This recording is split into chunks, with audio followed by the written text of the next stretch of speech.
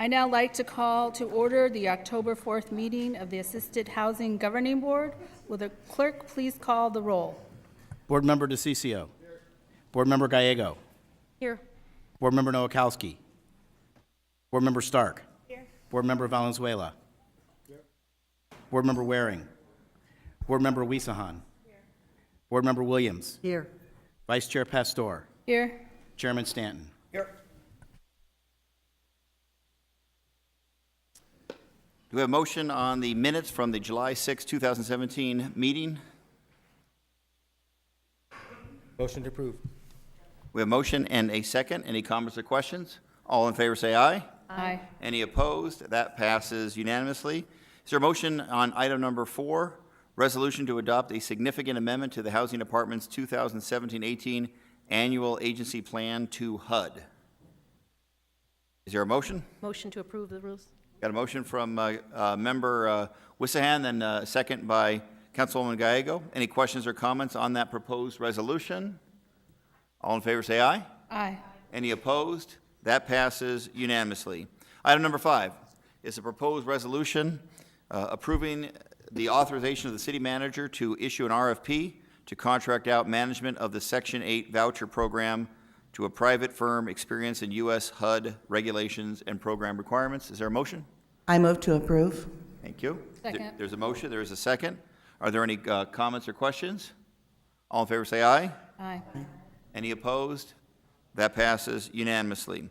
Item number 6 is a resolution concerning authorizing our city manager to apply for the HUD Choice Neighborhoods Implementation Grant Program, authorizing our city manager to implement the grant with the Housing Department and Gorman and Company, serving as a co-development partners, authorizing our city treasurer to accept and the city controller to disperse public housing and/or affordable housing funds. Councilman Gallego, do you have a motion on that item? Motion to approve the resolution. Is there a second? I There is a second. motion and a second on Choice Neighborhoods. Any comments or questions by members of this council? Ms. Barker, do you have a card? Do you have a hand up? Did you want to come forward and provide testimony on item number 6?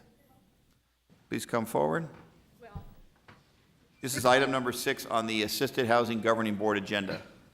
Okay, well, guess what? We've got the same thing on item in the general, what's 58? That's what I want to speak on. Okay, you want to testify at that point? Okay. Any comments or questions by members of this council? All in favor say aye. Aye. Any opposed? That passes unanimously. Is there a motion to adjourn? Move a motion to adjourn. There is a motion. There is a second. All in favor say aye. Aye. Any opposed? Our meeting is adjourned. Member Wiesahan, thank you very much for your participation today. Thanks for coming up here and doing it. We appreciate it. All right, now we'll move into our formal agenda for the Phoenix City Council for Wednesday, October 4th, 2017. Would our city clerk please call the roll? Councilman DeCiccio. Councilwoman Gallego. Here. Councilman Nowakowski. Councilwoman Stark. Here. Councilman Valenzuela. Here. Councilman Waring. Councilwoman Williams. Here. Vice Mayor Pastor. Here. Mayor Stanton. Here. We have an interpreter with us today. Ms. Holm, would you please introduce yourself for the audience? Buenas tardes, me llamo Judy, soy intérprete de español. Si alguien necesita el equipo, por favor venga conmigo o con el personal de la ciudad. Gracias. Thank you so much. We'll now move on to 15 minutes maximum of citizen comments. At this time, we'll take any citizen comments on non-agendized items. If there are more individuals wishing to provide testimony for the City Council, we will take that testimony, but it'll be at the end of the meeting. So it'll take up to 15 minutes right now. The first speaker under citizen comment is Andy Zhang. Did you provide your testimony at this time? Followed by Jennifer Yang, followed by Leonard, I assume it's Leonard Clark. Mr. Zhang, please come forward, and you have up to 3 minutes to provide testimony before our City Council. Good to see you. Right, thank you, Mayor. My name is Andy Zhang. I'm here today with many supporters wearing the same T-shirt and many more outside. I'm here to speak for the Chinese Cultural Center. So 3 weeks ago at the September 12th city hearing, the City Council had the opportunity to take a stand to support the preservation of the Chinese Cultural Center. Unfortunately, in my opinion, the politics prevailed, at the expenses of culture and history, at the expense of the public interest. The Chinese Culture Center was built 20 years ago, painstakingly, with the support of the Chinese community and with the support of the officials from the city and from the state. And 20 years later, here today, I'm here to tell everybody that we, the Chinese community, we have put our blood, sweat, and tear into a preservation effort over the past 3 months. We may not have the kind of political influence you might have received from the other side, but we have the preservation and determination, and we will not give up. And I want to remind everybody here that this fight for Chinese Culture Center is not about the private property right. It is not about the Proposition 207 people often talk about. The Proposition 207, it does not mean open season for companies like True North to hunt for profit at the expenses of the community, at the expenses of the culture and the history. And the Prop 207 does not give True North or anybody the free license to ignore or violate the CCNR and zoning stipulation that protect the Chinese Culture Center from any exterior alternation. And the Prop 207 certainly does not make it right for True North, the current owner of the Chinese Culture Center, to extort the Chinese community with a sellback price tag that quadruple what they paid barely 3 months ago. And most importantly, Prop 207 does not relieve the city council, all of you, of the responsibility of protecting the culture and the history and protecting public interest. So we're here to ask the city, please honor your commitment made 20 years ago when the Culture Center was built. Please honor the CCN and zoning stipulation. And please follow the due process if True North applies for a permit. Please recognize the cultural, historic, and religious ground that put legitimate constraint on True North's redevelopment plan. Please set aside the politics. Please listen to the people. Please side with public interest. And urge you, please don't just do what's easy and convenient for you. Please do what's right for the city and for the state.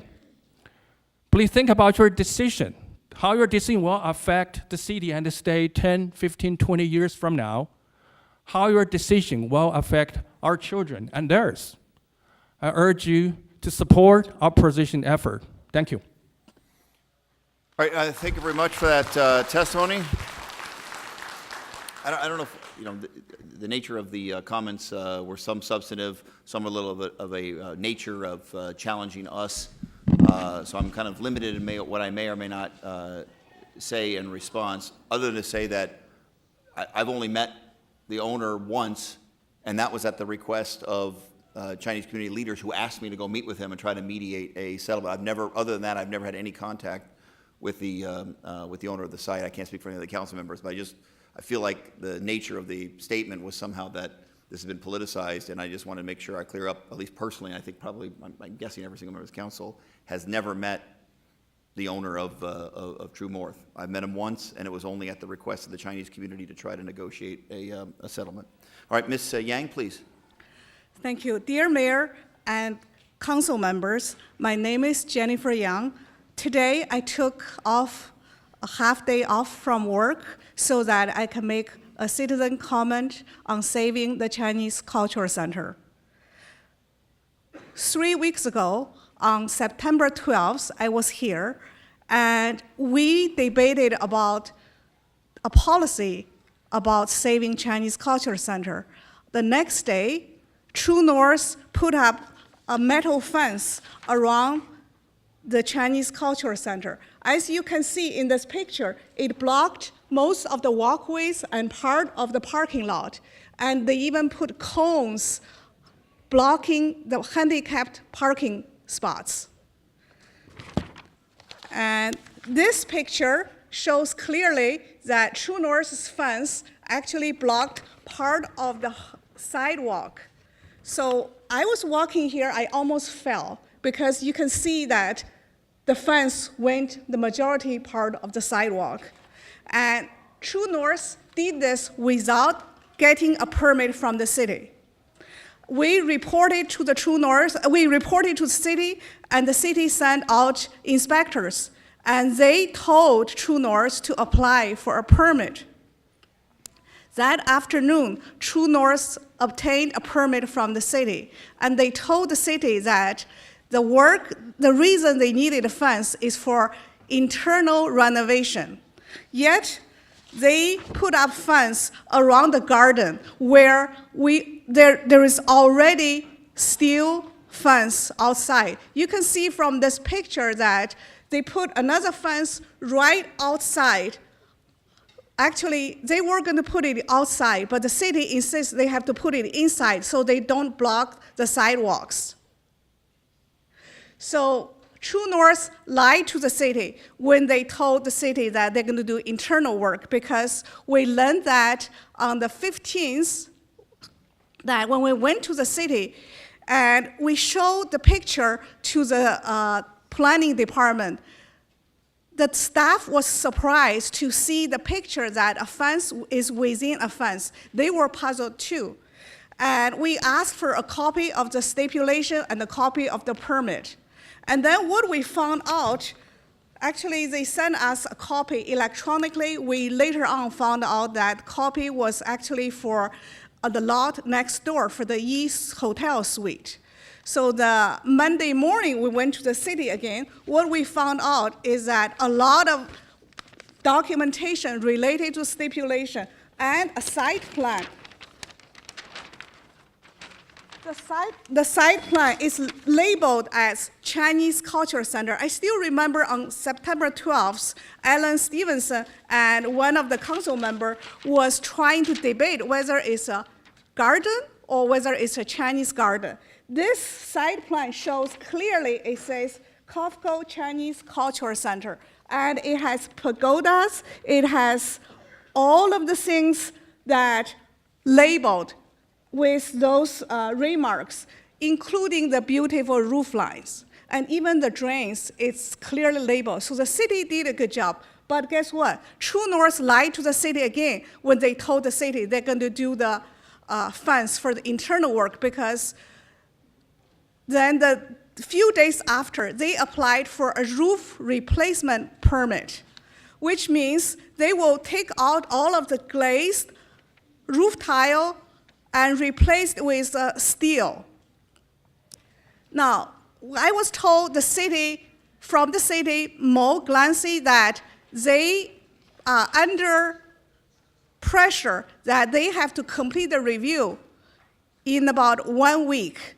They only charge True North 8 hours of work to review that. When we actually found the documentation, it was a stack of paper. So I think it'll take more time for the city staff to go through. And the other thing is that the stipulation clearly marked that if there's any change to the site plan, then there is going to be a public hearing. But True North is trying to do is to piecemeal the city, and they just apply for a roof replacement, which seems small, but actually you can see it's quite large. And I would like to urge the city, don't be fooled by True North, because they are a liar. They have lied to the city, they have lied to us, they have lied to the public. Thank you. And the other thing I would like to urge the city is that take consideration of the overall plan. True North has published its plan in Arizona Republic, their new concept design, because they want to turn it into a modern building. So think about the overall plan. Don't be fooled by True North. Thank you for your testimony very much. How much more time do we have before the 15 minutes is up? Can we take one more speaker? 5 minutes? Okay. Mr. Leonard Clark, if you go quickly, we might have time for 2 more speakers. Good to see you. Thank you, Mayor and Council Member. I'm here to support these beautiful people, beautiful part of the city of Phoenix, 5th largest city in the United States of America. I was born here in Phoenix, right down the street at Good Samaritan Hospital. And I'm sorry, it's another story. It's a story is just like the movie. I hope this doesn't turn out like the 1973 movie Chinatown with Faye Dunaway, with the water wars and the corruption that goes on. Developers have ruled for too long in the city of Phoenix and in Arizona. Yes, you have Proposition 207, and these folks down the street also need to be held to account. But why do we continue to tear down our Chinatowns and ethnic parts of our communities? I understand you're limited because under state law, you could probably be sued. On the other hand, you know, I expect that you stand up because we've already had historical sites, Chinese buildings torn down, Latino areas torn down. I don't care if it's Irish, Chinese, whatever. Why does Phoenix always have to destroy its history? I mean, that bird up there, the phoenix bird, is right next to the dragon, the beautiful dragon of China. And why do we have to tear down our culture? You know, we are the 5th largest city. The country's watching, and I dare say the beautiful country of China, they're watching. How do we treat our different people, our different ethnic groups? So, you know, this is purely price gouging. We had the code covenants and restrictions and stipulations, you know, tripling the prices. I just heard this nice gentleman saying, charging 3 times the price in 3 months. This is price gouging. And I want to know, does True North, does any of its individuals in this corporation, because too many times we say the word corporation, who are the individuals in this corporation? Are they donating to anybody's campaigns? If not, fine. But we need to know this. And they're putting in plans to redesign their roof. You need to have your people on these different parts of the city to stop this immediately. I, as a citizen, a native-born citizen of Phoenix, implore you, please stop destroying the history of Phoenix.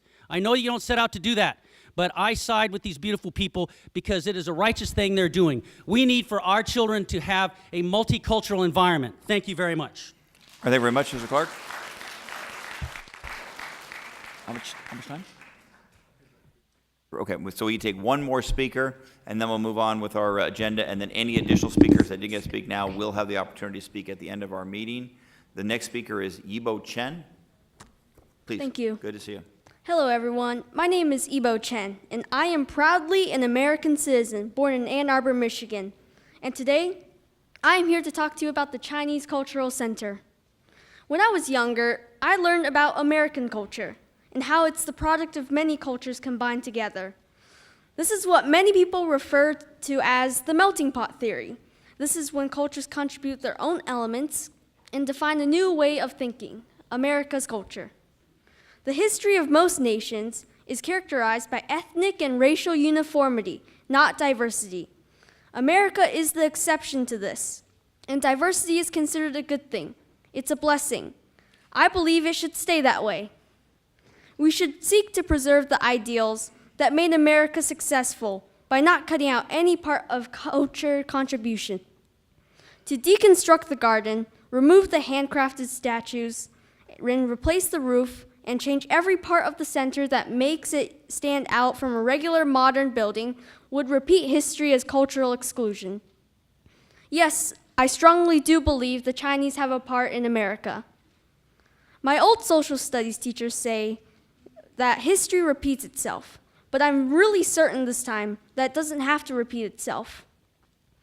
The Chinese Cultural Center plays a huge role in Arizona's cultural makeup, one that could not be easily replaced or even relocated without serious consequences. You have the power to change that. Please think about how the outcome and decision would affect the people, both young and old, and how it will change the present and future. I thank everyone that has taken time out of their own lives to take action for this cause, to stand up and to speak out. I ask everyone to do anything in their power to save the Chinese Cultural Center. Thank you for your time. Thank you for listening. And my best of luck to Phoenix and the Chinese community. Thank you very much, Yibo. That was outstanding. All right, now at this time we're going to move forward with our regular agenda. Again, individuals are here to provide comments during the citizen comment period. We'll do so at the end. Any item relative to the Chinese Cultural Center is not on today's agenda, so any comments are appropriate for citizen comments. Would the city clerk please read the 24-hour paragraph?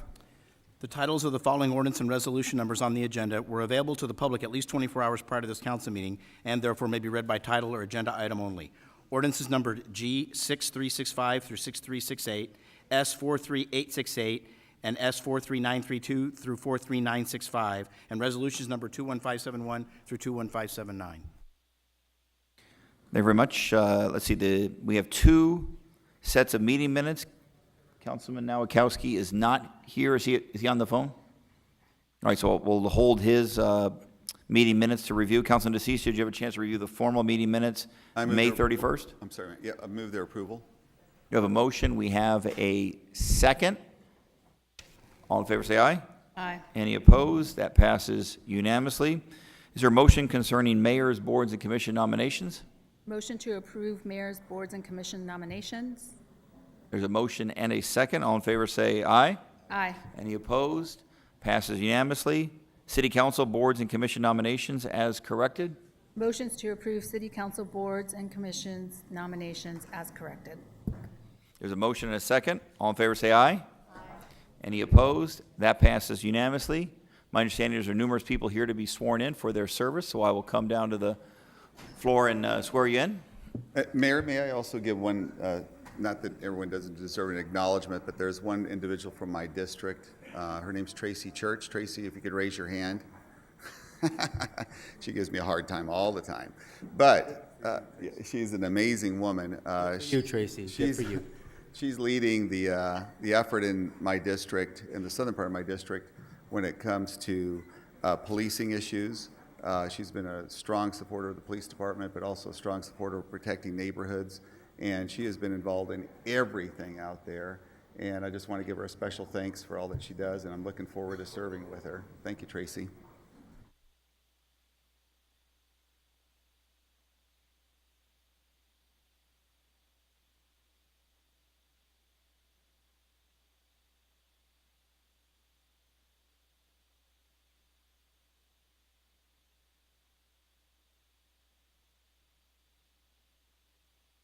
All right, would everyone please raise your right hand? I, and state your name. Do solemnly swear that I will support the Constitution of the United States and the Constitution and laws of the state of Arizona, that I will bear true faith and allegiance to the same and defend them against all enemies, foreign and domestic, and that I will faithfully and impartially discharge the duties of the office of, and fill in the blank, according to the best of my ability. So help me God. Thanks in advance for your service. That's great. We appreciate it very, very much. Just go up on there and everyone will follow you. Shake their hands. Thanks for your service. Follow that guy. Thank you for your service. Good to see you. Thank you for your service. Good to see you. How are you? Thank you for your service. Good to see you. Good to see you. Thank you for your service. Good to see you. Thanks for your service. Good to see you. Thanks for your service. Thank you for your service in advance. Appreciate it. Got a big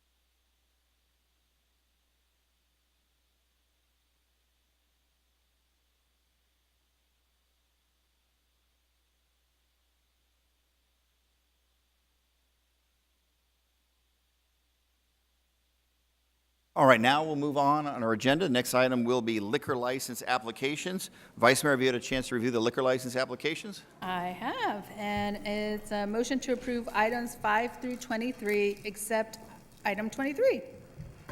We have a motion and a second. We have numerous cards not wishing to speak. All in favor of the motion. Are there any comments or questions by members of this council? All in favor say aye. Aye. Any opposed? Those pass unanimously. Next item on the agenda is item 23, a liquor license proposal in District 8. There's one card opposed to the item, a Phoenix Police Sergeant. Councilman Gallego, how would you like to proceed? Thank you. The applicant here has decided to pursue a different business venture, so they didn't go through with the application process, but I think to clean up the paperwork, we're going to go ahead and do a motion to disapprove based on the applicant's failure to submit the required application and fees. There's a motion and a second. Sergeant Mark Doty, the Phoenix Police Department, do you want to come forward and provide any testimony just to make sure we get it on the record?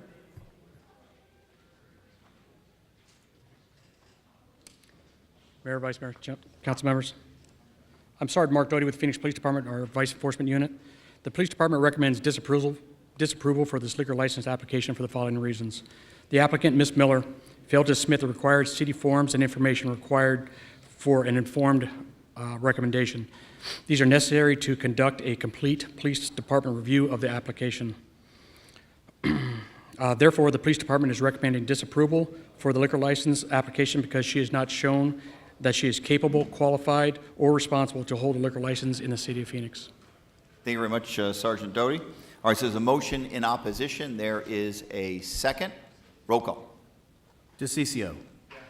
Gallego. Yes. Stark. Yes. Valenzuela. Waring. Williams. Yes. Pastor. Mayor Stanton. Yes, thank you, Sergeant Doty, for your testimony. So the motion for denial passes unanimously. And I think we're on our regular agenda items. If possible, can we take items 89 and 90 out of order? I know there's a few people here to provide testimony. So the request was made by the council member to take that out of order. Can we get that motion? Take the items 89 and 90 out of order, Mayor. And move Motion to rearrange the order of the agenda. There's a second. All in favor say aye. Aye. Aye. Any opposed? That passes unanimously. So now we're going to take item 89 and 90. Item 89 and 90 are on our planning and zoning agenda. They concern a rezoning of Invergordon and Camelback Roads, the Phoenician Resort. We're going to, in order to move forward as smoothly, as efficiently as possible, we're going to hear a staff report from our planning and zoning director, Mr. Alan Stevenson. I'll then open up the public hearing to see if there's any testimony from the public on that particular item, and then we'll see that there is a motion. Are 89 and 90 so related that the staff report will be the same for both, or is there a separate report for both? Mayor, members of council, we can run through both quickly. One's a general plan amendment and one's the zoning case. Same parcel. There would just be separate motions at the end Okay, for that. and then for purposes of the public hearing, I assume I'm allowed to have a single public hearing for both items, That is correct, Mayor. and then there'll be separate motions on those items. Okay, so now I'll turn it to our planning and zoning director. Also seated next to him is our parks director, Ms. Erickson, to provide the staff report.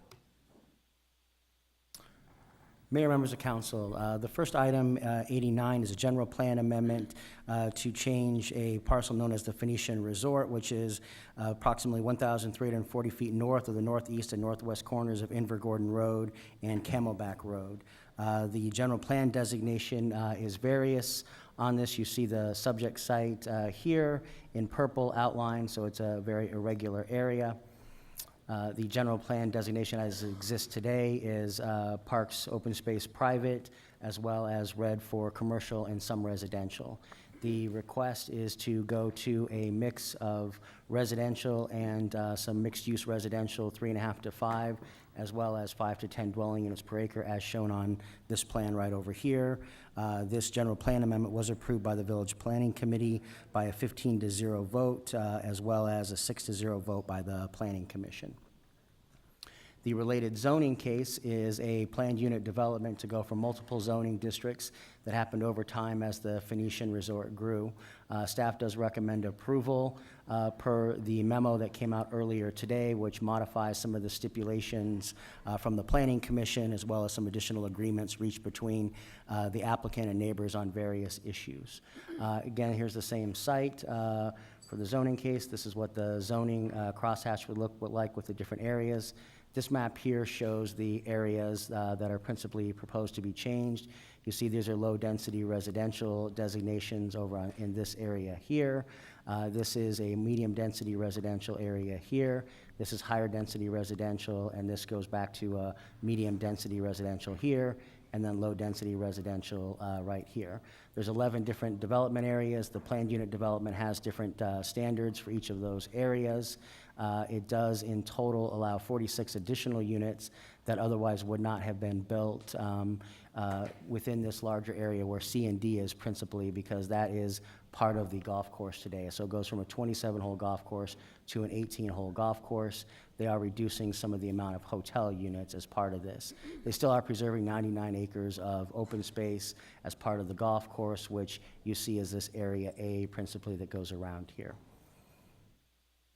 One of the issues that we wish to highlight right here is a discussion that is part of the backup memo that came out today that deals with the potential for a trail to be realigned from Choya Drive down to this northern 100-foot area. So this edge of brown right here is the edge of the future residential development.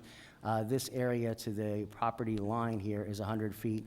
Then there's additional 20 feet of a drainage easement that goes along the wall of the existing residence. Within that 100-foot, the Planning Commission did make a motion to require the developer to dedicate an easement for a trail that would connect from Invergordon to go up to the existing Choya Trail in some configuration and connect up into here. Currently, people park on Invergordon and walk up Choya Road to then connect in the trail here to go into the trail this way. This was an issue that came up through the public hearing process, principally from some of the neighbors here on Choya who are impacted by the existing residents who walk up Choya Lane to hike here. As part of that discussion, one of the other issues that arose was concern about a restroom by some of the residents right back in here. There's an existing golf course restroom right here that if the mayor and council vote to include stipulations as recommended by the Planning Commission, which are to accept the easement and a $100,000 contribution from the developer to look at design and construction of that trail, staff would request that the restroom be kept there. And then as part of our future design work, we would look at how we could incorporate that restroom into a future design so that it can be there for the public to use those restroom facilities. One of the other areas that has concerns is Area F, and the stipulations proposed today deal with a setback issue. We believe that issue has been resolved right in this area here, and folks are happy with that change in the memo. The Joe Cocky Inn is another issue that people have raised and was one of the issues that neighbors appealed on. They desire to have the Joe Cocky Inn preserved. What the staff is recommending in this latest memo that came out with the consent of the property owner is that they would propose to preserve the facade for 10 years. There wouldn't be any public access in that time period, but they would preserve the facade before they would do anything else. And they also would do a study of the history of what has happened there and submit that to the National Register of Historic Places so that it could be documentation about what has transpired from the history and the importance of the Joe Cocky Inn. This has been done in other instances. One of the principal ones is the Valley National Bank branch that was right across from the Burton Bar Library, where they do a historic documentation of that in lieu of preserving it. And the applicant would pay for that, and they've agreed to do that. Then one final issue here is the Phoenician 2, and this deals with traffic right at this intersection here. The memo does have additional stipulations that require the developer to pay for a traffic light here and make some changes to this intersection so that the Phoenician 2 HOA here has better access in and out of here. All of this new development, once it's built, will come down to this intersection. That will be the primary point of entry into that new development. Once that development is done, they will have to do a traffic study to ascertain whether or not it meets the warrants, because that's necessary from a street transportation department requirement before the city could authorize the developer to pay for a traffic light, but the developer is willing to pay for the traffic light. With that, we are happy to answer any questions. We do have some other slides. Like I said, we have Ms. Erickson here from the Parks Department to answer any questions as well. All right, excellent. Ms. Erickson, do you have any testimony as it relates to, and there's been a lot of discussion of trails as it relates to this zoning case, just your perspective as Parks Department leader.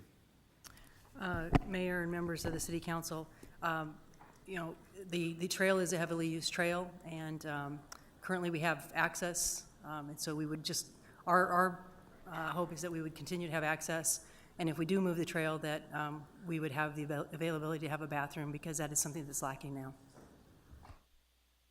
Thank you very much. Councilman Stark, do you have a question as to the staff presentation? Please. Yes, I do. So on the historic landmark, we received a letter requesting that they have landmark designation. That's only for 3 years, correct? And then they still have the ability after 3 years to demolish it? I'm not saying they're going to do that, but I mean, so is the 10 years better than the 3 years? And here comes Michelle running up to answer. So, Ms. Doggs Mayor, are from Historic Preservation. I don't I know if will- you jump in or. Mayor and Councilwoman Stark, I'll start off, and then I'll let Ms. Dodds, our Historic Preservation Officer, chime in. The HP landmark designation, if applied to a parcel, this would still have to go through a process because it doesn't apply. But if it did apply and somebody wanted to demo that, with a landmark designation, it would be preservation for 3 years before they would be able to demolish that building. And with that, I'll let Michelle add anything else that she'd like. Mayor, Councilwoman Stark, yes, if it had landmark designation, instead of a 1-year delay of demolition, it would be up to a 3-year delay of demolition. There is the ability to demolish it earlier should they get approval for economic hardship based on the condition of the building. But just as a follow-up then, they're suggesting a 10-year preservation and the willingness to do a study, correct? I want to make sure. Mayor, Councilman Stark, that is correct. All right, thank you very much. And I think Mr. Gilbert's going to testify, so maybe he can cover that in his testimony before this council. Okay. Anything else from our professional staff at this time?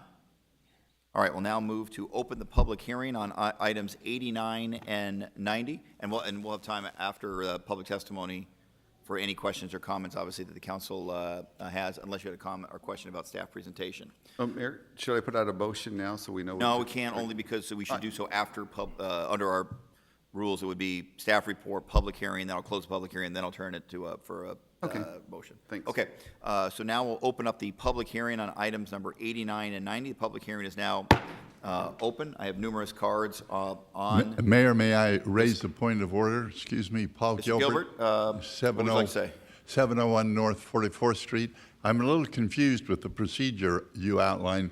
When does the applicant get an opportunity to make his presentation? Okay, so under the procedure that we follow on zoning cases and have done so for a while, we receive a staff report. When staff report is completed, then I open up the public hearing.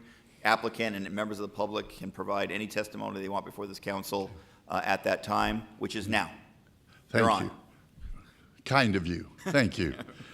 For your record again, my name is Paul Gilbert, 701 North 44th Street. I'm here on behalf of Host, who is the owner of the property.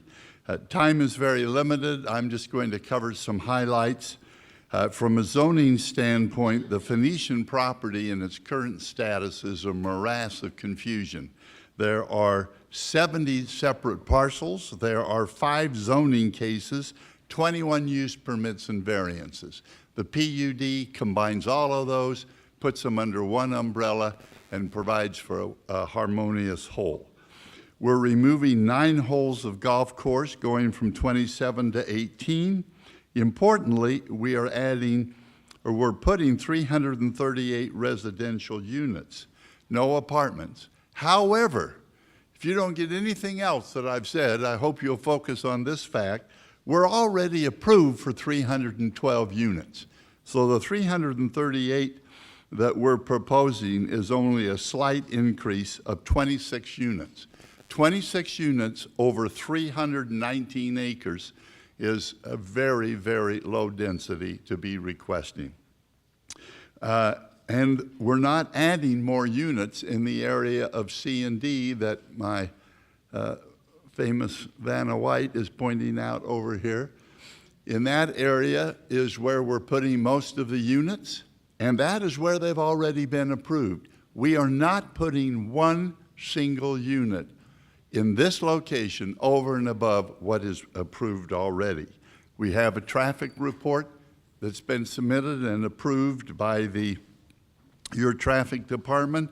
The conclusion of that report, simply put, is that we do not have a serious impact on traffic in the immediate area, and that we will not increase or decrease the level of service at any location. We stand before you today in a very interesting posture. Every governing body that we've appeared in front of has either recommended approval or non-opposition. We stand here in support from the East Camelback Village, the Planning Commission, and the Arcadia Mountain Neighborhood Association. Theirs was non-opposition. We also own, and people seem to forget this, 99 acres of Camelback Mountain. You will notice from our illustration here that we are continuing to keep Camelback Mountain open. From day one, we recognized the critical importance of Camelback Mountain, and we've agreed, importantly, not to exceed the 1,420-foot height level that was imposed on this project with the original stipulations back in 1979. We have one small exception, which is Lot K1, way at the northern tip. That is already in excess of that height and was never covered by the original stipulation. We are maintaining the character of the Arcadia area by providing a significant amount of open space. The PUD has 69% open space made up of Camelback Mountain and the golf course. Even though we're removing 9 holes, we still have 120 acres of golf course under the PUD. There is only one overlay district that is applicable to this piece of property, and that is the Arcadia Camelback Special Planning District. I'm pleased to report to you, and paraphrasing your staff report, every single principle outlined in that overlay district our project complies with. We've also worked a lot with the neighbors. I mentioned the Arcadia Camelback Mountain Neighborhood Association. We got out and met with them early, and we've been meeting with neighborhood groups for over 2 years on this project. A couple of quick references to neighborhoods. Glencoe Heights, in the area indicated there on the illustration. We were able to resolve their density issues. The neighborhood south of Area E, we've also met with them. We're preserving a golf course next to them, and we've also agreed to designate that golf course for them for a minimum of 30 years. The Alta Hacienda neighborhood over here, we met with them. We're able to work our things out with them also. In Area F, Dr. and Mrs. Carlin had some concerns. So to preserve their view, even though under no obligation to do so, we have agreed to a 45-foot building setback. We've also entered in gratuitously with them with a license agreement so that we can continue to maintain oleanders on both of our properties. We work very closely with Phoenician 2. Phoenician 2 is in the area in white. It is not part of this application, but it was built by the original developer.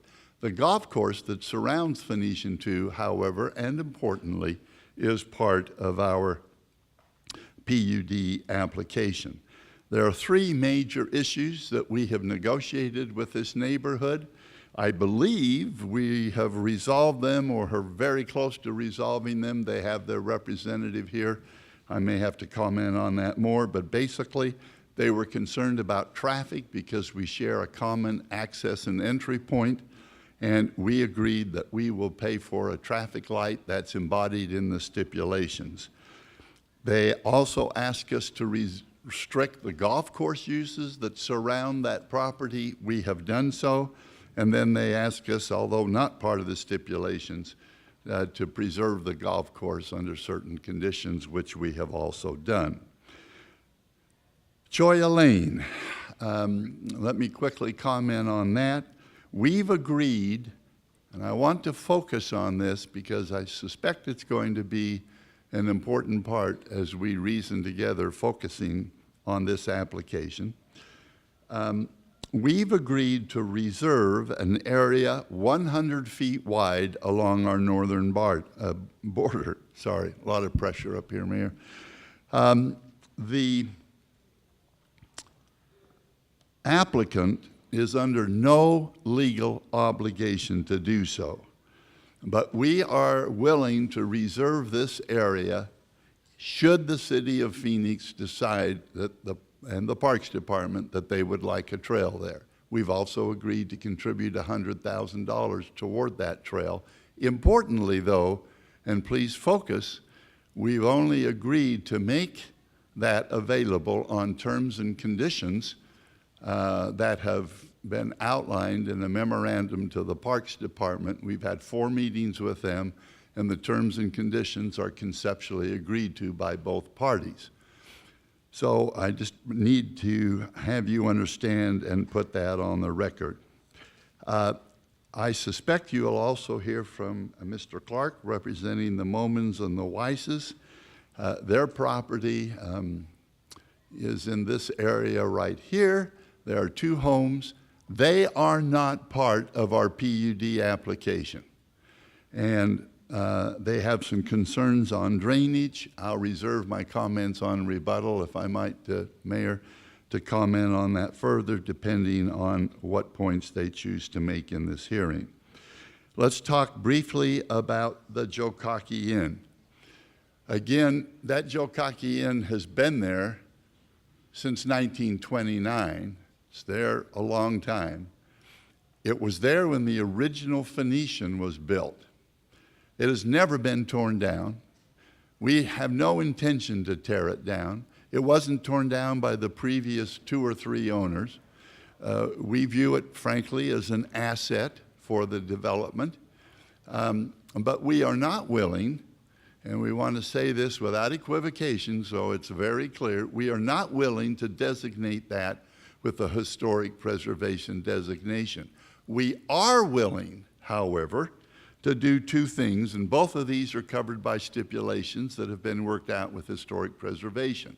We are willing to document and file that documentation by a qualified preservationist, and 2, we're in agreement to preserve the existing structure for a minimum period of 10 years, which, as Councilwoman Stark elicited in her questions, is much more than the city would have even if we were to go historic preservation, which would be put on against our will, assuming that happens in a much shorter period than 10 years, we could remove it. But I don't like making threats. I'm a lover, not a fighter. Basically, we want to preserve Jokaki Inn. We've had a commitment to do that since we bought the property, and I think that's been very thoroughly discussed and contained in the stipulations. Mr. Gilbert, may I ask you a question? No, I'm just kidding. Of course you can. Be my pleasure. I thought you were a... what did you Lover, just- not a fighter. Yeah, exactly. I'm sorry. I don't know if that's I couldn't really resist. a lover's statement, Mr. Gilbert. Well, I usually that's don't. more of a I usually fighter. don't ask. I don't get asked permission, so I'm thankful you did. May you please accept a question from me? I would be Thank you. absolutely delighted. Why would you not want a historic preservation designation? The reason we don't want a historic preservation designation is because the building has not been used since I've been involved, which is from 1979 on. It's never been used for any public occupation. It's never been occupied. The interior is substantially deteriorated. And there's no need to put historic preservation on it because it's only the exterior that matters. And we're agreeing to do the equivalent of preserving the exterior and documenting it. And we're following the same pattern that other property owners who did not wish to have it designated historic put on the property. Okay, Thank you. My Mayor, pleasure. may I I follow up hope on you'll that? ask me another one, too. Councilman Cece, you have a question for And Mr. I Gilbert or hope- Councilman Guy? And I hope you Vice answer Mayor? the same way you answered to me. You don't want to answer my question, right? All right, Councilman DeCiccio, you have a question for Mr. Gilbert. Yeah, just a couple things, just on the historic preservation of the Jockocki, and I appreciate it because that came up at the very end, Paul, and I appreciate all the work that you've done on it.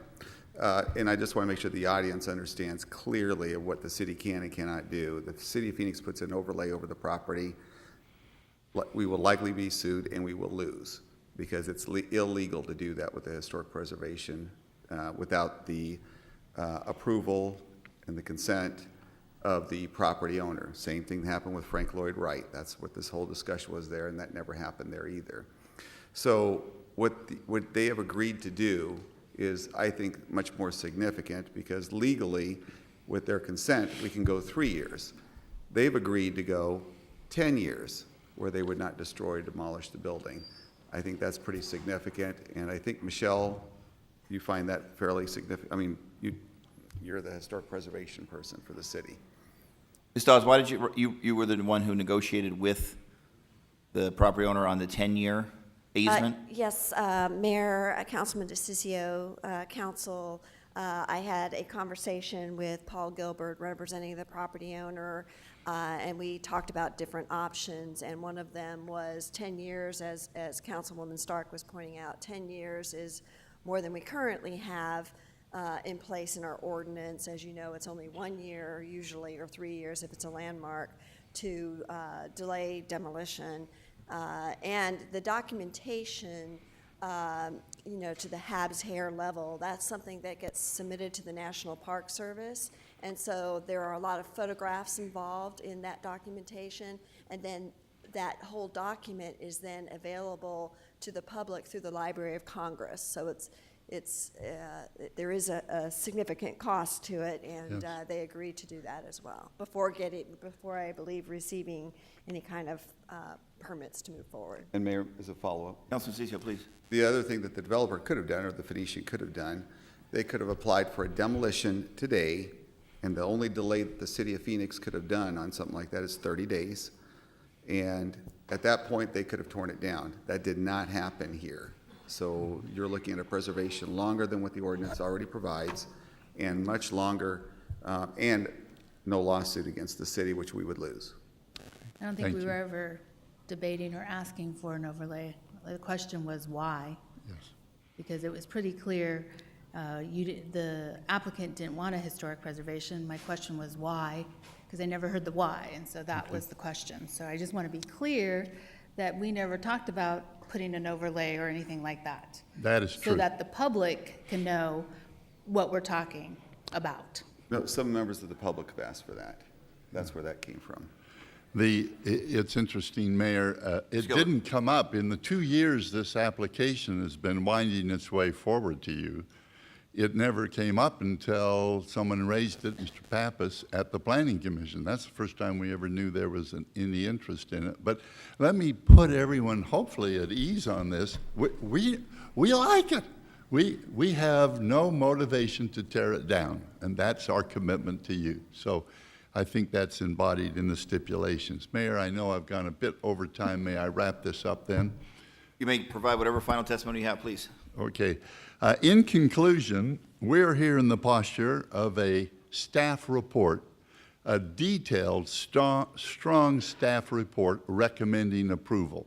We are in agreement with every single stipulation in that staff report. I also want to point out that if you decide to take up the stipulation where we've reserved the trail, that follow-through will require compliance with the terms and conditions, of course, that we've registered with the Parks Department. This request is consistent with the core values and land use design principles of the general plan. It's consistent with the Arcadia Camelback Planning District. It has been recommended for approval by every group that is charged with advising you on this matter, with the exception of the ACMNA, and theirs is an approval, theirs is no opposition. The PUD contains development standards that will integrate the new development on the site, and all we're asking for is 26 units over and above what we already have approval for on the whole 319 acres. 69% open space, and importantly, we are preserving Camelback Mountain, and go Diamondbacks. Thank you, Mayor. All right, thank you very much, Mr. Gilbert, for that testimony. We have other people who want to provide testimony. I do have a quick question for Ms. Erickson. So he referenced the stipulation involving a 100-foot easement that apparently the Planning Commission has recommended. Planning Commission also recommended acceptance of $100,000. But there are certain conditions attached to, I don't know if it's both or either one. Maybe you could enlighten us and the public as to what the proposed conditions would be for the 100-foot easement. The conditions might be for the $100,000, what the applicant is asking for those contributions. Mayor and members of the council, there's the things that are stipulated in the term sheet would be things like the hours that it would be open, which would be similar to what they are now, that no structures other than what the easement allowed for would be allowed to be put into that easement. The maintenance of the trail, the development of the trail, those are the things that are in the term sheet. So it really is outlining how the trail will be managed during that time. The $100,000, we would recommend that, and I think it would allow in the stipulations that maybe we look at it as a design to see if what trail could fit in there and how it would fit in there and how it would meander through the 100-foot easement. Were there conditions specifically tied to the acceptance of 100,000, or are the conditions tied to the 100-foot easement? The 100-foot easement. Thank you very much. Mr. Gilbert, you got a comment on that? That just answered my question, thank you. I wanted to supplement it. There are no conditions on the 100,000. City can use it for whatever it wants, except it must be used somewhere. There must be a nexus to the area that we're proposing for the trail, but the city can use it for a survey, for design, for however they want it. The only reservation is the terms and conditions on the trail that she has referenced. Vice Mayor, do you have a question? I do. Can the Planning Commission negotiate that and stipulate that and accept money like that?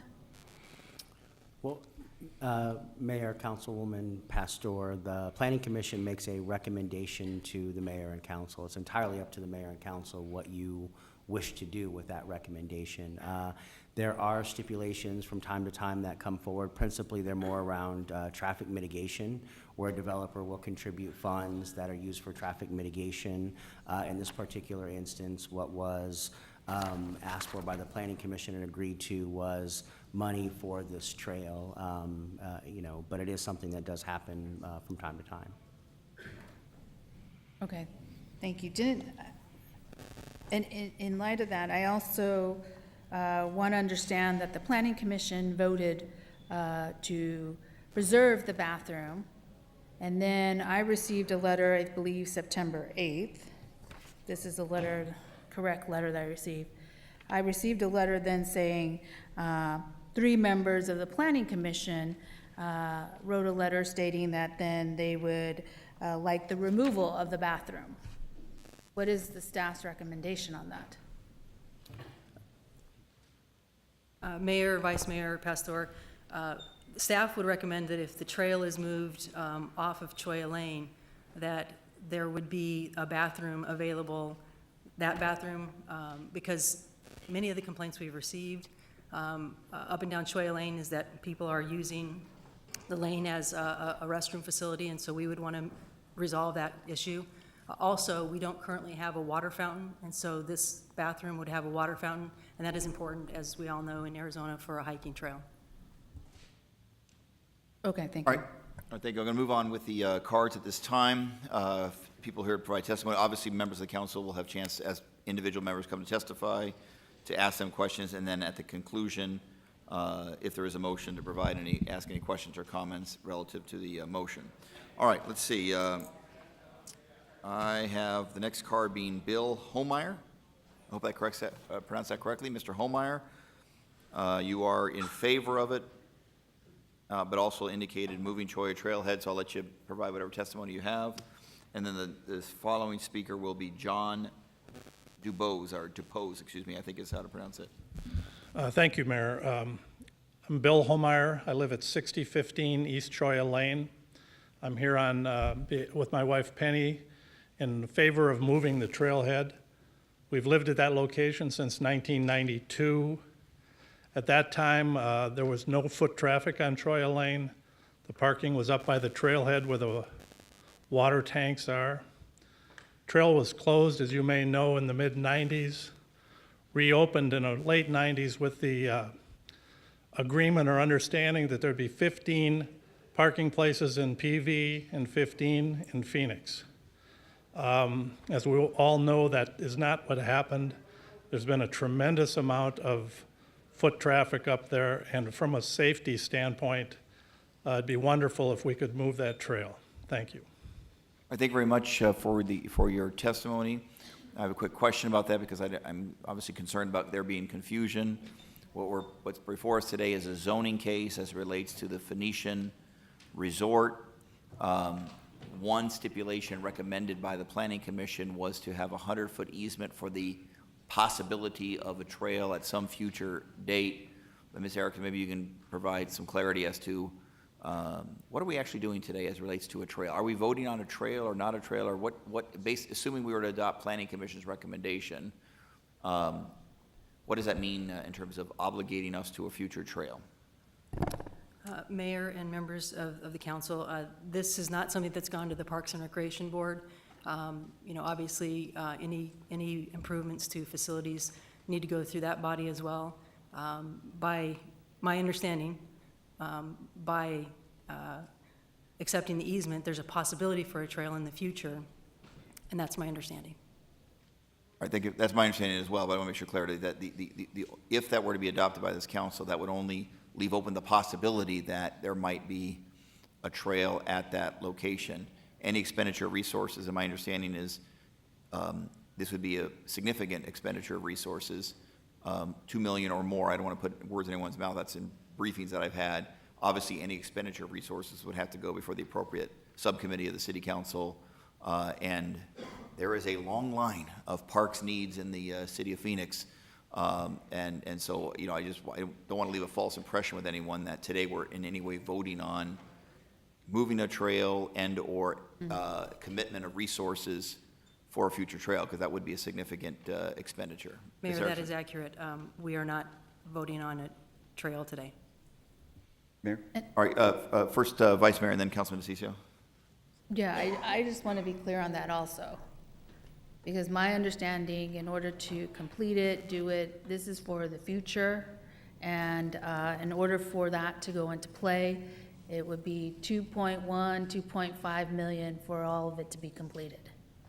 Mayor, Vice Mayor, estimates are higher than $2 million, a minimum of $2 million for this trail, just because of the terrain and the rockiness and the uncertainty of where it would go.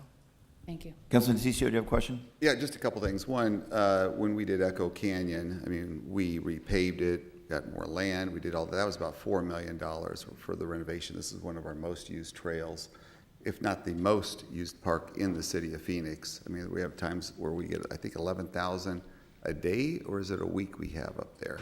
That was in a week's time, the busiest week. Yeah, that's a lot of people, so it's our most used, and I'm glad that people do use it, because you want to encourage people to use it. With the trail, no one's voting on a trail today.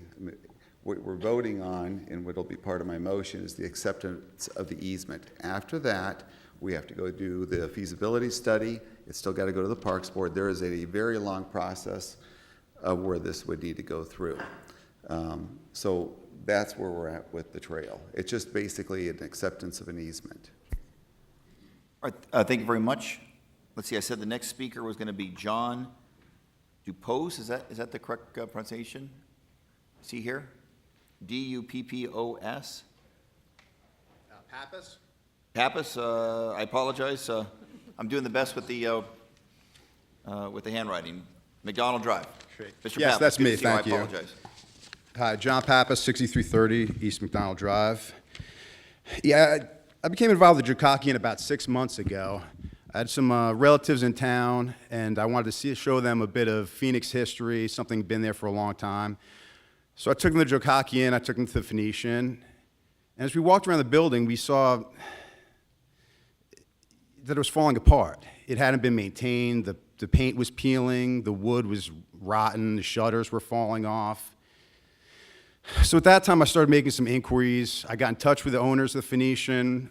I talked to Mark Vinciguerra. He said that the managing director, he said they had a plan to fix it up and, just take your time. I also contacted Michelle Dodds at that time. She said that because it was not designated historic, the Historic Planning Office had no authority over it. So then I found out the Phoenician was doing a rezoning. So I started looking into this, and I started reading the rezoning law, and I saw that Phoenix has an entire chapter of its rezoning code dedicated to historic preservation. It's got pages in the general plan dedicated to historic preservation. And what I found out is that none of the city offices are doing anything to make sure these rules are followed and make sure the historic plan is followed and make sure the general plan is followed. And that's why we're here today. And Paul Gilbert says it came up at the last minute. It's been 6 months that I've been communicating with these people. And so it's not a last minute thing. So what we're simply asking is that the Phoenician, they will say they want to preserve it. They say it's a huge piece of history. They say they want to keep it for 10 years. Just give it what it deserves. Put it on the Phoenix Historic Register. It says in the general plan that adding buildings to the Phoenix Historic Register is important. It's important to you. It's important to us. You see how people out here care about history, how they care about culture, and it's up to you. Thank you very much for that testimony. The next speaker will be Mr. Clark, William Clark.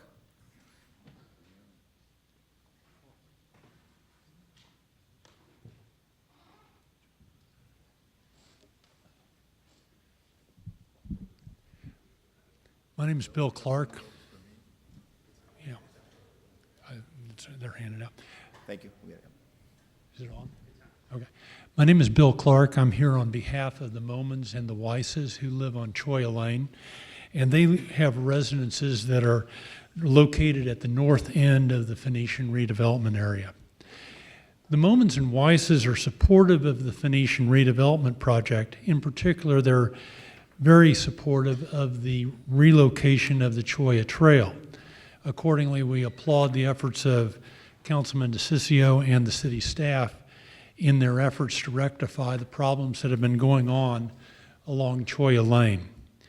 However, we do have a major problem that affects the Momans and the Weisses individually. The Phoenician has refused to address issues that will result from the redevelopment project that adversely affect the Moman and Weiss properties. From the limited information that the Phoenician has been willing to provide to us, they are going to simply abandon the golf course. They have solely offered to remove the existing fence and the existing golf cart path. However, the Momans and the Weisses are going to be then faced with significant potential mud and water flow issues that are going to result from uncontrolled mud and water coming off of the Camelback Mountain onto the Moman and Weiss properties. The Phoenician has just simply ignored requests to discuss these issues, and then they just intend to simply let this problem fall to the Momans and Weisses. The Moman and Weiss backyards have been permanently and significantly altered by the development of the Phoenician Golf Course with the removal of the original natural rockscape and the replacement with loose topsoil that serves for the fairway and the green area. The Phoenician's replacement of the rockscape and replacement with loose topsoil has led to an exponential increase in the erosion potential that will occur here. It is impossible for the Phoenician to simply return the backyards of the Momans and Weisses to their original natural condition. That's in contrast to what is going to happen out there. The Phoenician has boasted in its PUD application that the existing drainage patterns will, quote, be maintained so no adverse impact to downstream properties will occur as a result of the proposed development, end quote. What the Momans and Weisses need is they want a stipulation under which the Phoenician will acknowledge their problems, study the problems, and agree to a resolution process that protects the life and safety of the Momans and their households. The Momans and Weisses have presented to the city and the Phoenician a proposed stipulation, but simply they've received no response. Tim Moman in a minute will address the life and safety issues that the Momans face. Don Surface, a drainage engineer that the Momans and Weisses have retained, will discuss the problems and fallacies of the drainage plan that has been submitted with the Phoenician report. Interestingly, the Momans and Weisses were advised that the Phoenician would be obtaining a more detailed drainage report. They were led to believe that this detailed drainage report would review and address their issues, and it would be provided to them on Monday of this week. However, the Momans and Weisses were advised yesterday that, well, no such report had ever been ordered. Well, we're sorry, no, we don't know about any report. That was from Wood Patel, the drainage engineer of the Phoenician. And the Momans and Weisses were relying upon the Phoenician's statement that it would be providing a more detailed report. In an apparent attempt to avoid the responsibility for this issue, the Phoenician's done two things that show their intentions to leave the Momans and the Weisses high and dry. One, the Moman and Weiss backyards were originally located within the PUD application. In August, without explanation, the PUD application was amended to exclude the Moman and Weiss backyards, even though the Moman and Weiss backyards are part of the golf course that's now being abandoned. And two, the Phoenician has attempted to assert that stipulations cannot be imposed on off-site properties. That assertion is simply wrong under the law. In matters affecting life safety issues such as flooding, drainage, or traffic, stipulations can be imposed on off-site properties that have a direct nexus to the PUD. The general limitation on stipulations is that the stipulation must reasonably relate to fulfilling needs caused by the rezoning and otherwise operate to ameliorate harm to neighboring properties. In this case, there are multiple tight nexuses between the Moman properties and the PUD. The Moman and Weiss backyards are already part of the golf course that's being abandoned, and life safety issues require the Phoenician to protect the Moman and Weiss properties from mud and water flows that are going to spill over into their backyards. There are numerous situations involving even this case where it's very clear that if a particular development is generating adverse conditions, the city will require street improvements or traffic signals to handle the impact of the development, even though those improvements are not within the four corners of the zoning case. There's significant zoning law, case authority from numerous jurisdictions around the nation that off-site improvements can be required to address problems caused by a new development, in particular with life safety issues. We have life safety issues in this case because the Momen and Weiss properties are within the direct mud and water flow caused by the golf course.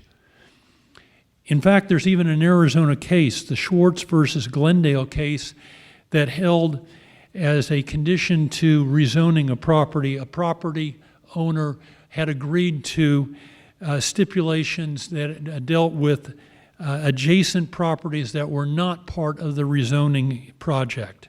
So it does show the Arizona Court of Appeals has already gone on record as supporting the concept that Arizona cities can impose stipulation on off-site properties.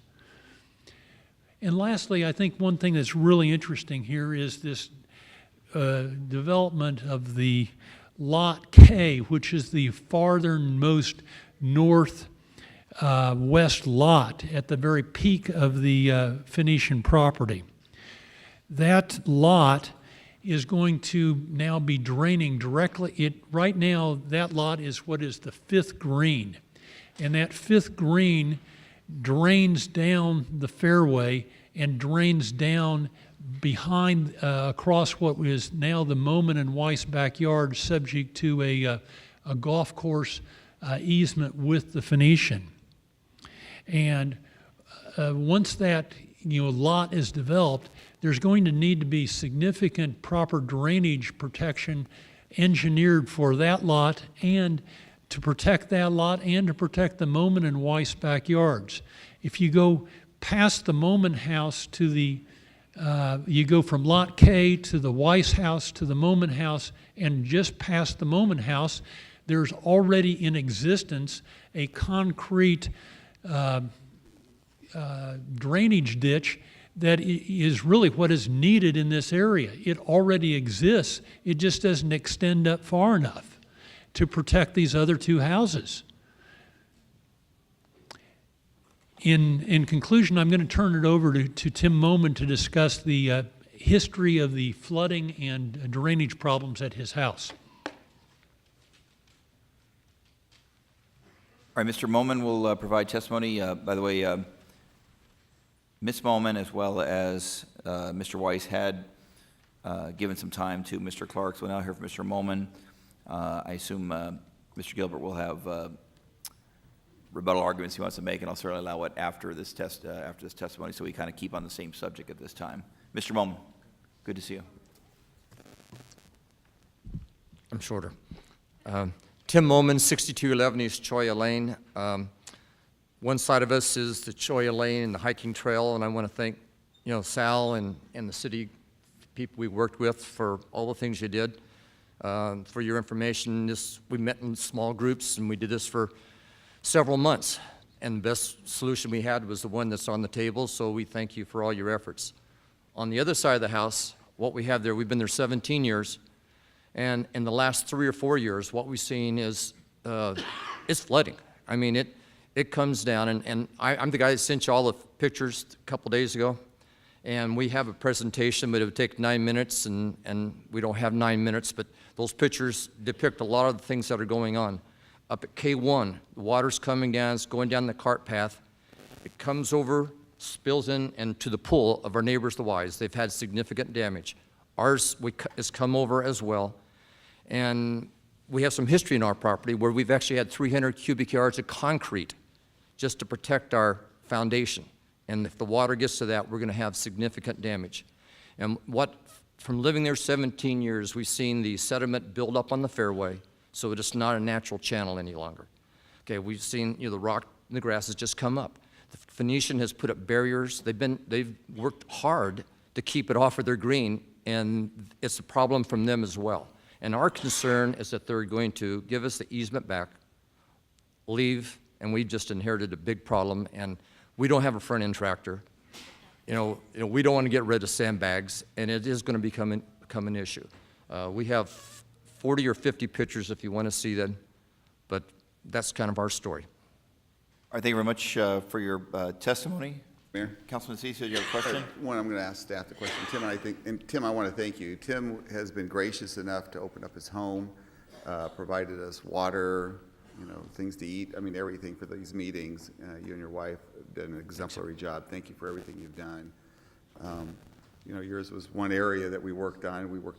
We had multiple meetings go out throughout the entire area, but I just want to give you special thanks for that. Yeah, thanks. But before I go any further, I think this might satisfy you, maybe not. We'll find out. And I've been working with staff on this too. Aren't we required that if they do submit a drainage plan, but aren't we legally not legally, but aren't we required right off the bat to make sure that an individual keeps their water on their property and everybody has to maintain their own? Can you just walk us through that, Alan? Yeah, Mayor, Councilman DeCiccio, you are correct. Under the existing city code and ordinances, they will have to do a drainage study and they'll have to revegetate that area.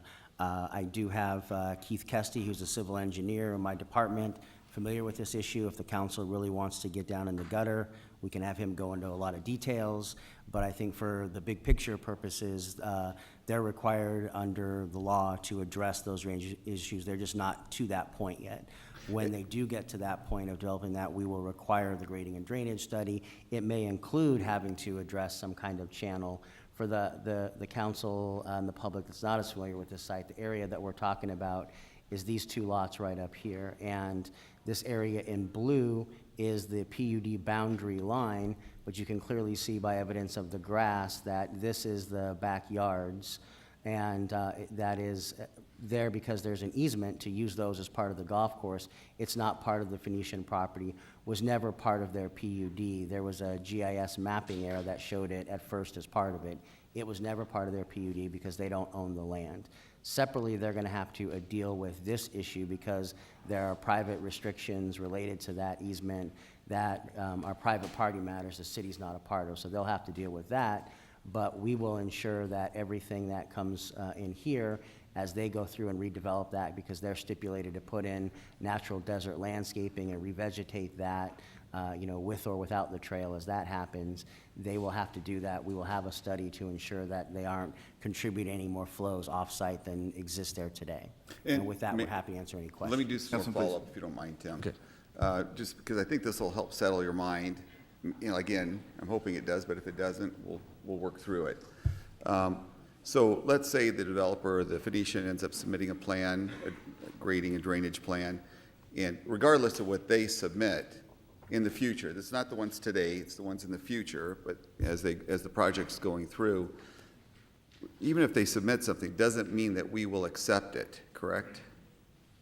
Mayor, Councilman DeCiccio, they would have to submit a study that would have to meet our requirements and standards. So they don't get to come in and say, we don't want to address the drainage issue. They would have to address it.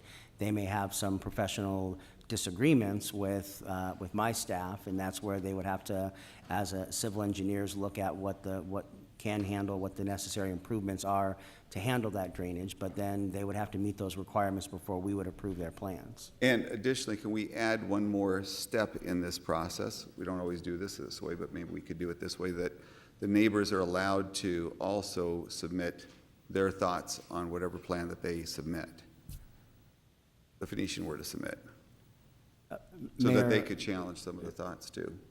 Mayor, Councilman DeCiccio, if the council wanted to add a stipulation that required the Phoenician in the future to notify those owners and provide them a copy of the drainage report for them to comment on, we could add that stipulation. Does that work for you, Paul? Okay.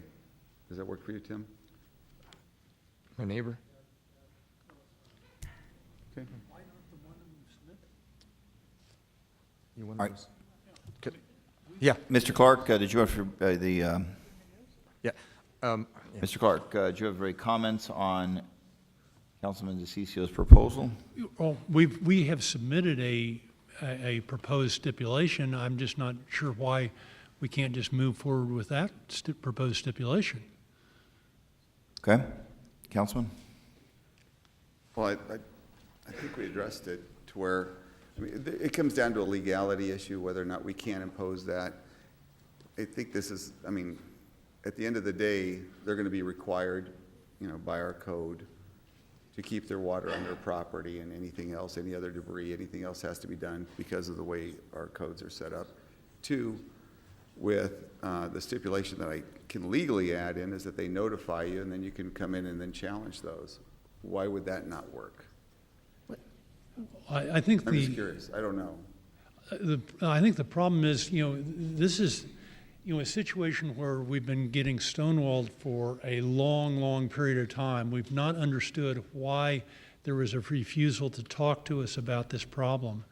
And, now it's, well, take this, what I call lukewarm stipulation instead of something that actually has some, meat to it that, says that, they have to do they can't simply just abandon the golf course in a changed state back to us and not have commitments to actually really do something to protect our houses from any problems. Instead of, you're sort of you're kicking the can forward today if you go with a lukewarm stipulation. All right, Vice Mayor, do you have a question? That's all we can legally do. Can I ask what the stipulation is and what the stipulation could be added? Mayor, Vice Mayor, the stipulation also deals with some off-site flows issues. That's why I went into this discussion about where the property line is. This grass area is a private easement, and the city's not party to that easement. And so the condition of which they would return that grass area to these property owners is not part of the zoning case that's before us. In addition, if we're to add a stipulation that is redundant already to the city code and what the requirements are, it creates a legal expectation the city's going to do something over and above what we already do. We address this with the existing code requirements. To add another stipulation gives them a reason to argue that we should be doing something more. There was some intent of the council to add a stip that is already covered by the existing city code. Okay, and that easement belongs to, it's obviously not the city, so belongs to the property owner, or? The easement currently belongs to the golf course. If we were to approve this PUD, the easement that is used for the golf course is going to go back to the property owner, the private property owner, the families that were mentioned. Correct, Mayor. But you're missing here the point. You're missing, I guess, two different things here. Number one is the easement area was within the PUD until August 1, and then all of a sudden it was suddenly abandoned. But most importantly here, you're missing the fact that for life and safety issues, the city can require stipulations that deal with off-site properties. And this is definitely, while it is an off-site property because it's not fee simple in the name of the Phoenician, it is a life and safety issue that is resulting from causes that are originating on the Phoenician property and flowing uncontrolled onto the Moman and Weiss properties. Yeah, but the question is, do you feel that the, quote, life safety issues will not be addressed by our professional staff as they review the permits that are going to be applied for by the zoning applicant? What problem do you have with the process that is followed by every proposed development in the city of Phoenix, that if they're going to move forward with any development, they have to submit a drainage plan, and the drainage plan is going to be reviewed for these very issues that you're addressing? So I'm asking you specifically, what is your concern about the skill or ability of our professional city staff to address these important life safety issues that you're talking about?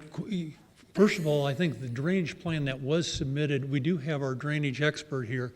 The drainage plan that was 250 pages that was submitted by Wood Patel to the city as part of this plan, our own drainage expert has been able to identify significant problems related to this area already.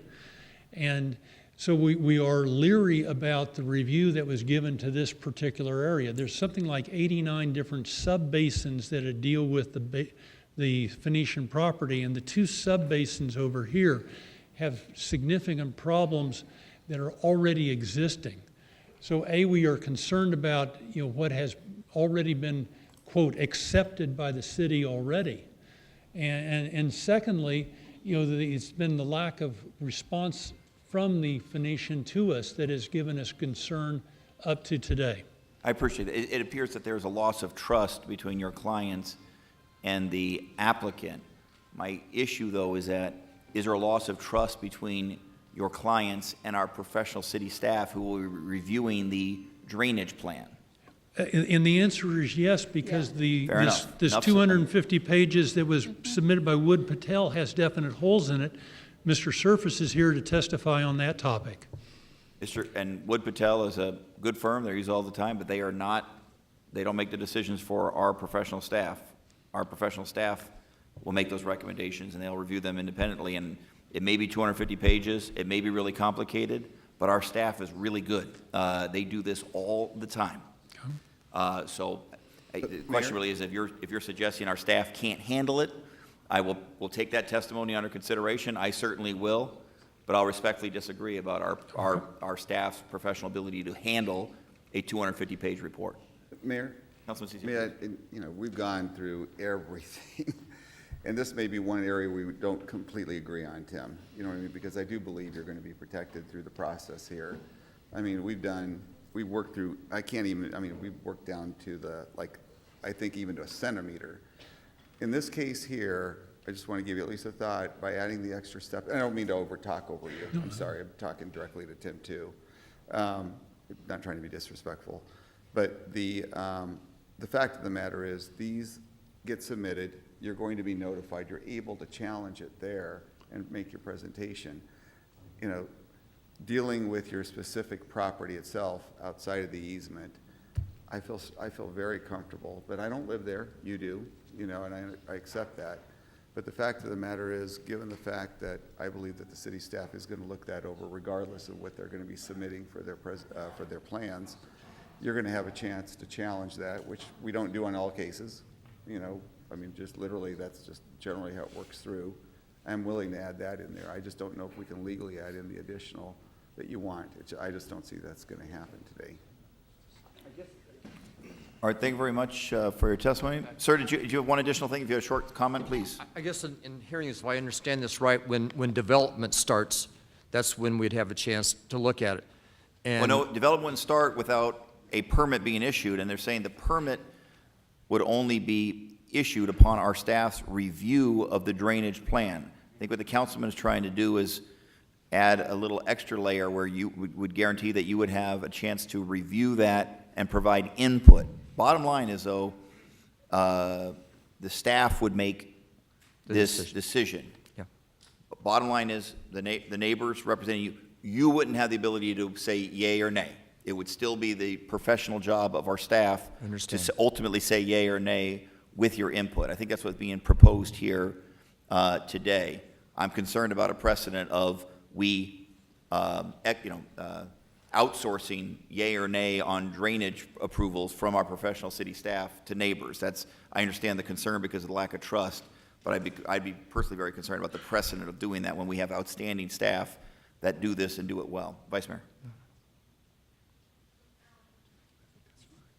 Alan, in this whole process, as we're going to vote today, because I think I understand their concern, because a lot of my neighbors have the same concern, and when it comes to this and flooding and different dynamics in our city, I think what we need to reassure is that staff will be working with the neighbors to look at this dynamic that happens.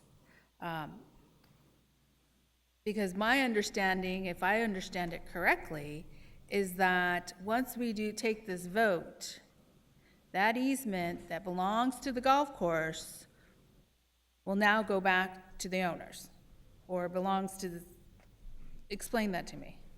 Mayor, Councilwoman Pastor, the easement operates completely independent of the proposed rezoning action. So if the golf course wanted tomorrow to say, we're getting out of the golf course business, I presume the easement that they're a party of allows them to do that, and that would be an entirely private matter.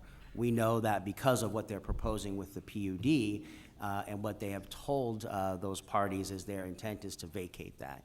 But it's a separate action from the PUD. But yet the problem's still there. I mean, there's a dynamic that happens in this whole transaction.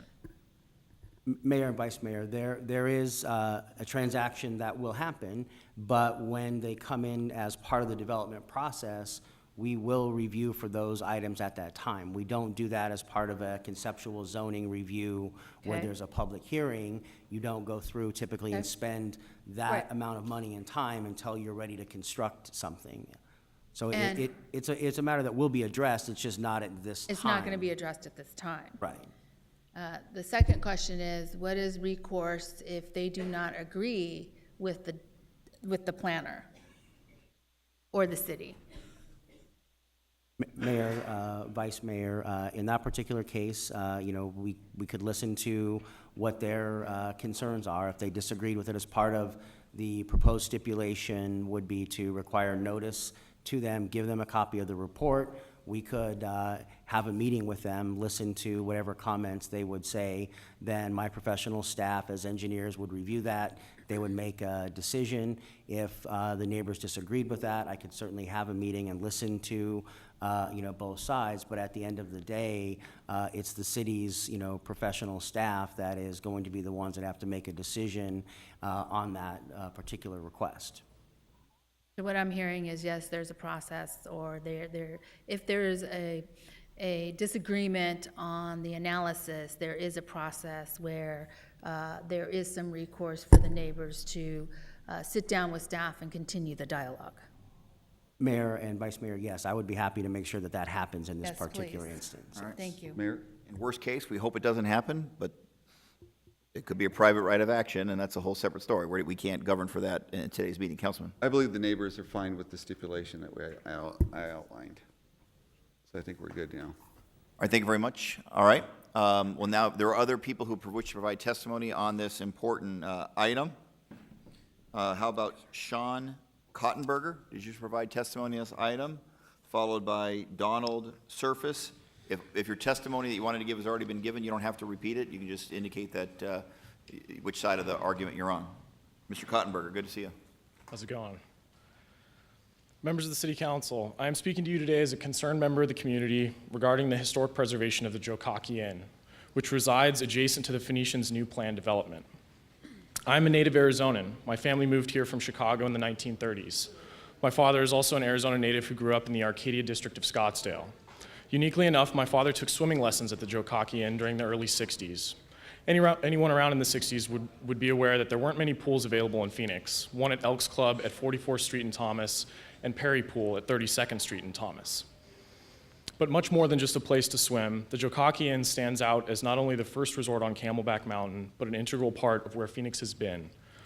And as one of the nation's largest growing cities, where we've been is just as important as where we're going. In consideration of new developments, the city has the authority to ensure that these developments conform to the city's general plan and its goals for the preservation of the character and history of existing properties.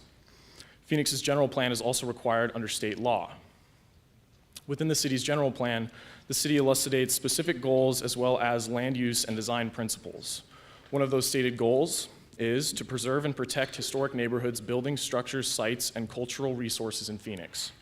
For design, when making changes and improvements near residential areas, avoid any alteration or destruction of points of reference such as prominent natural features or historical buildings, and focal points important to the area's identity.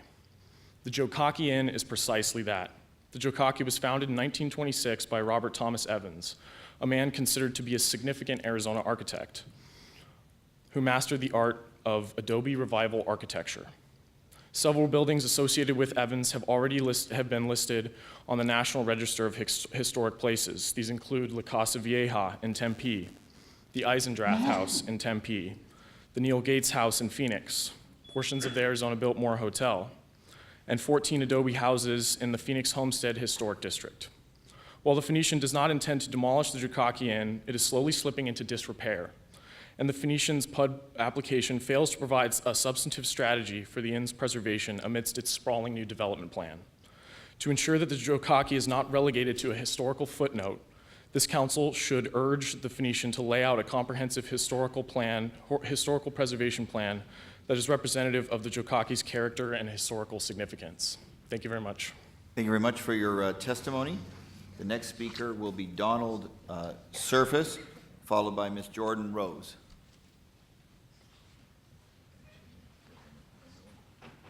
Yes, I'm Don Surface, 1646 East Runyon Drive. I'm the consultant civil engineer that the Momans and Weiss have engaged, and I've been to the sites and looked at this. The bulk of what I was going to say has been well covered here by the staff and council. So I think we'll just wait for the results of the stipulation and All right. the PUD. And we look forward to your advice about making sure we get the best plan possible. We appreciate it very much. Thank you. All right, next will be, let's see, Ms. Jordan Rose, followed by Sean Severu. Mayor, Vice Mayor, members of the council, for your records, I'm Jordan Rose with Rose Law Group, and I'm here on behalf of the Dahl family who lives on the north side, kind of where that 100-foot landscape buffer is indicated there.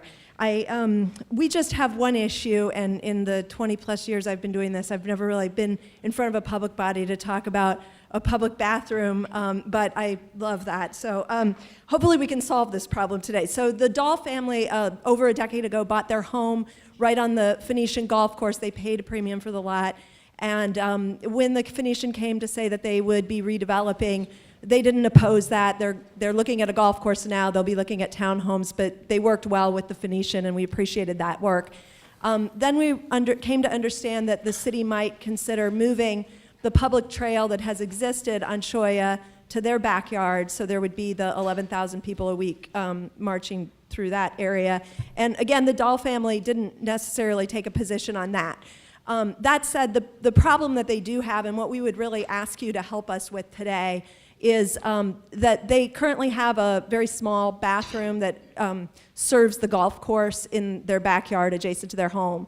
I understand that there's some stipulations that we're not aware of, or an agreement that was just hammered out a few hours ago with Parks that might indicate that there would be an easement to make sure that that bathroom stays there.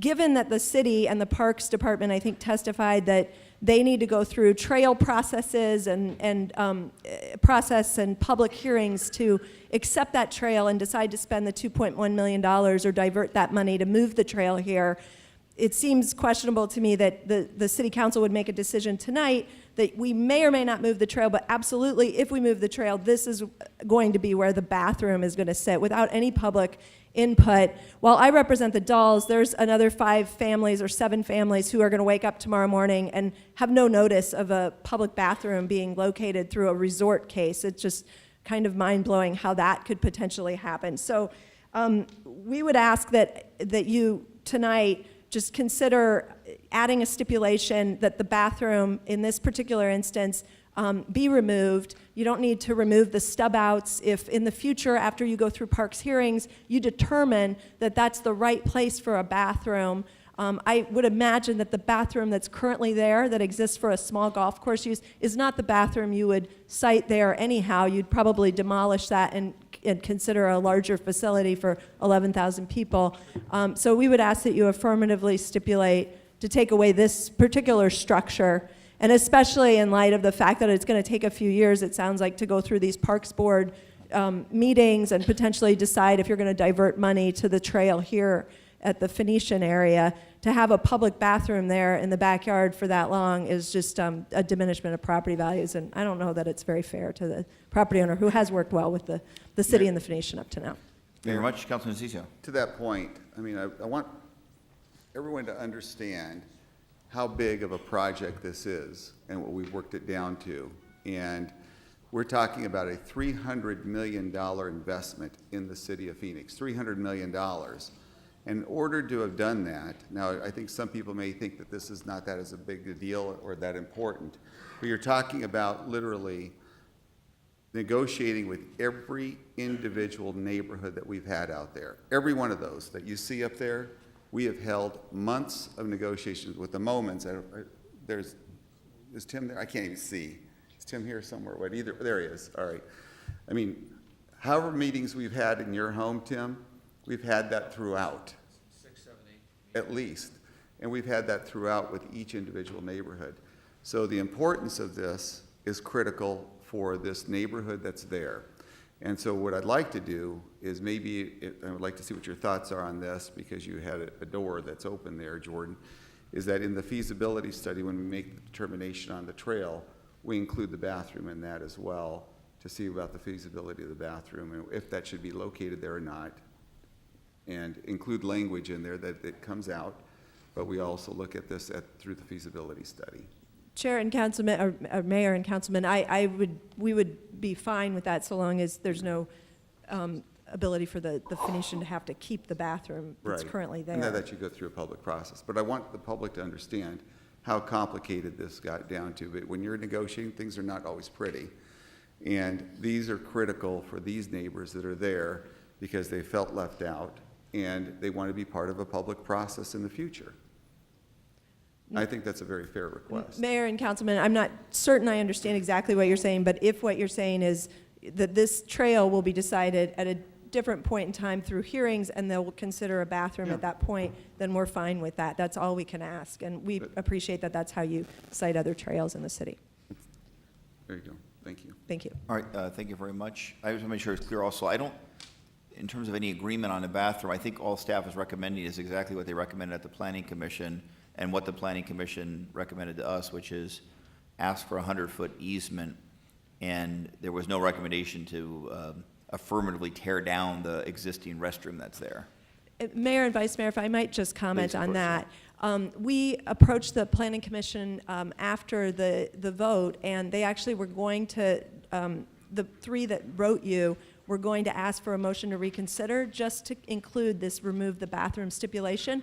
The reason we agreed with them not to do that because their hearing, I think, is tomorrow, and we didn't want to hold up the Phoenician Resort case. So I know 3 of them notified you. I think more than that would have been some open meeting sort of issues. So they felt, I believe strongly, that this stipulation should have been included, and we agreed not to make this drag out. And so we just asked that you'd make that Okay, correction appreciate that. tonight. And Mayor, they did, I'm sorry, go ahead. Go ahead, Councilman, please. I didn't mean to interrupt, I'm sorry. And they did. I mean, they were more than accommodating. They could have literally held this up because the planning commissioners were looking at reconsidering it in order to add it into what they had, what we were looking at doing today. So I think what you saw and what you're seeing here, and that's why someone like Wally Graham, I don't know if many of you know Wally, but he doesn't usually talk very kindly about developers at all, but he's literally said that this is the case that everybody should be looking at of how people work together. And it was very contentious. I mean, the first meeting we had was about 150 people there, and everybody was mad. And now we've literally been able to work it, and Jody knows that you were there, and it was a very contentious meeting, but because of hard work of people like Jordan, Paul Gilbert, others, the neighborhood leaders that are here, we don't have a lot of the other ones because those issues were solved. But because of the hard work that they put in, they were able to work it. All you're asking for today is some consideration of all that hard work that was put into it, and it is a critical component for certain neighbors that are there, and it was part of this agreement. I think it's a fair request. Mayor and Councilman, I appreciate that, and I would just say it's something that no one in that neighborhood was ever noticed about. They would have no idea when they wake up tomorrow that they're getting a public restroom if there's no stipulation to remove it. So we appreciate your consideration tonight. The restroom exists now, though. I mean, the notice is the Vice Mayor. existence of the current restroom. That is correct. There's a restroom that exists today that's open for golf course users. But Mayor and Vice Mayor, currently under the PAD, there's no restroom in that PAD. So as any, use that's on a property once it's rezoned, it would be presumed that it would be removed prior to any building permits, just like any other thing that you'd have, junk or storage on a property that goes in for a building permit. So I think they have every expectation that the restroom would be removed. Thank you so much. Yes. Any other questions for Ms. Rose? All right, we're going to move on with public testimony at this time. Let's see, Sean Severud is next, followed by Charmaine Bergreen, I believe. Mr. Severud, did you provide testimony? Good to see you. Mayor, council members, thank you for hearing me today. I'll make this short and sweet. The Phoenix is growing and progress is great. We all would agree on that. But we need to find a way to balance the growth and the progress with our history, with our historical landmarks. Zhukaki Inn, along with the Chinese Cultural Center, these places are really important to retain. And I really hope that going forward, we'll spend more time really trying to work out with the property owners and the developers ways to retain these really hugely important places. Thank you. Thank you very much. I want to make sure it's clear that if the staff recommendation is adopted by the council, there'll be a 10-year easement for preservation. So nothing can happen legally. It's even, as I mentioned earlier, that is stronger than the historic preservation ordinance, which only allows for a 1-year demolition stay. It could be up to 3 years if we give it the higher level, but typically an easement is considered a stronger protection and would give us 10 more years to deal with the issue. And obviously, in the meantime, we hope and pray that someone could actually find a user for that building that would be of mutual interest to both sides. So that's what happens often with historic preservation is you try to, if there's not a current use, you try to get as much time as you can, and hopefully in the meantime, then someone who actually wants to use that building will do so. I don't want to leave a false impression that even if designated historic, that it provides full protection from demolition. How about, let's see, Ms. Bergreen? Yes, hi, Mayor and council members. Charmaine Bergreen, 6238 East Choya Lane. I'm a member of the neighborhood as well as a healthcare provider. My concern is safety for the public, relocating the trail, or at least start the conversation of relocating the trail to keep it in the Phoenician PUD. What started to be a pedestrian walkway on the left, on the south side, and automobile pathway has now become full-fledged pedestrian. It's very unsafe. You'll notice some of the pictures. Could you please? Some of the pictures show you that it's become a strict pedestrian pathway. It's very unsafe.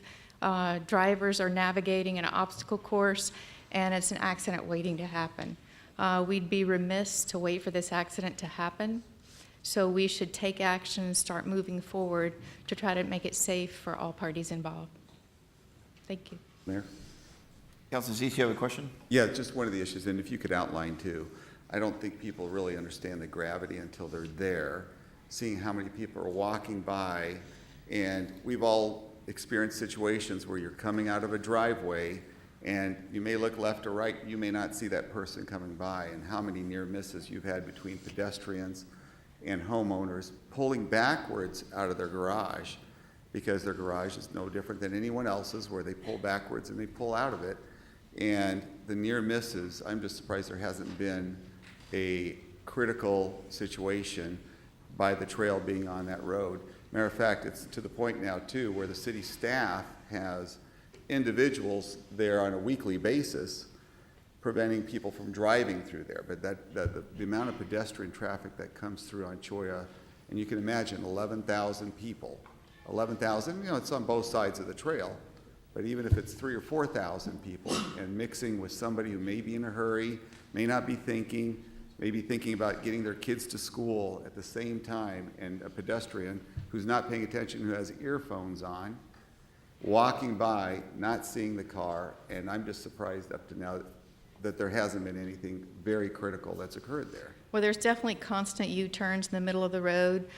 There's buses stopping, dropping off people. When you come out, you try to look left and right, you can't see. I mean, it is truly an accident waiting to happen. So we can wait until it happens, or we can be proactive. The problem's not going to go away. It's not sustainable the way it is. And bringing this point forward too, the amount of individuals, when you're hiking, you're tired after you're out of the hike. I'm a hiker. I love the trail system. I can't get on Choya anymore because it's too busy, but either way. But the bottom line is, if people understand, when you're done, you've finished a 3-mile hike, especially Choya or Echo Canyon, if you've done one end to the other end over there, it's a long hike and you're tired, you're not paying attention either. And you're just thinking about getting to your car and getting home. And individuals, and when I was there for very short periods of time, I mean, I don't live there like you do, you live there, so you see it every day. I think people need to understand the impact, the safety issues that are there. You've got people walking, and they're not always walking straight because they're tired and they're talking with others. and cars coming in at 25 miles an hour, it doesn't mix, just like with vehicles. We've had the same situation when it came to bicycle traffic on roadways. Speed matters because you've got a bike going at a certain speed and you've got a car going at another speed. Likewise with pedestrians, they're not aware of everything happening, and the near misses that have occurred, from what I've heard from some of the neighbors, is shocking. There's numerous people who hike at night. There's no street lights. It's pitch black, and people are walking in the middle of the road. They're not supposed to be on the trail at night, but again, it's an accident waiting to happen. All right, thank you very much for your testimony. Let's see, the next speaker will be Lynn Krupnick,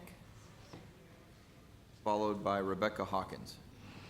Thank you, Mayor and members of council. Lynn Krupnick, 3411 North Fifth Avenue. I represent the Phoenician 2.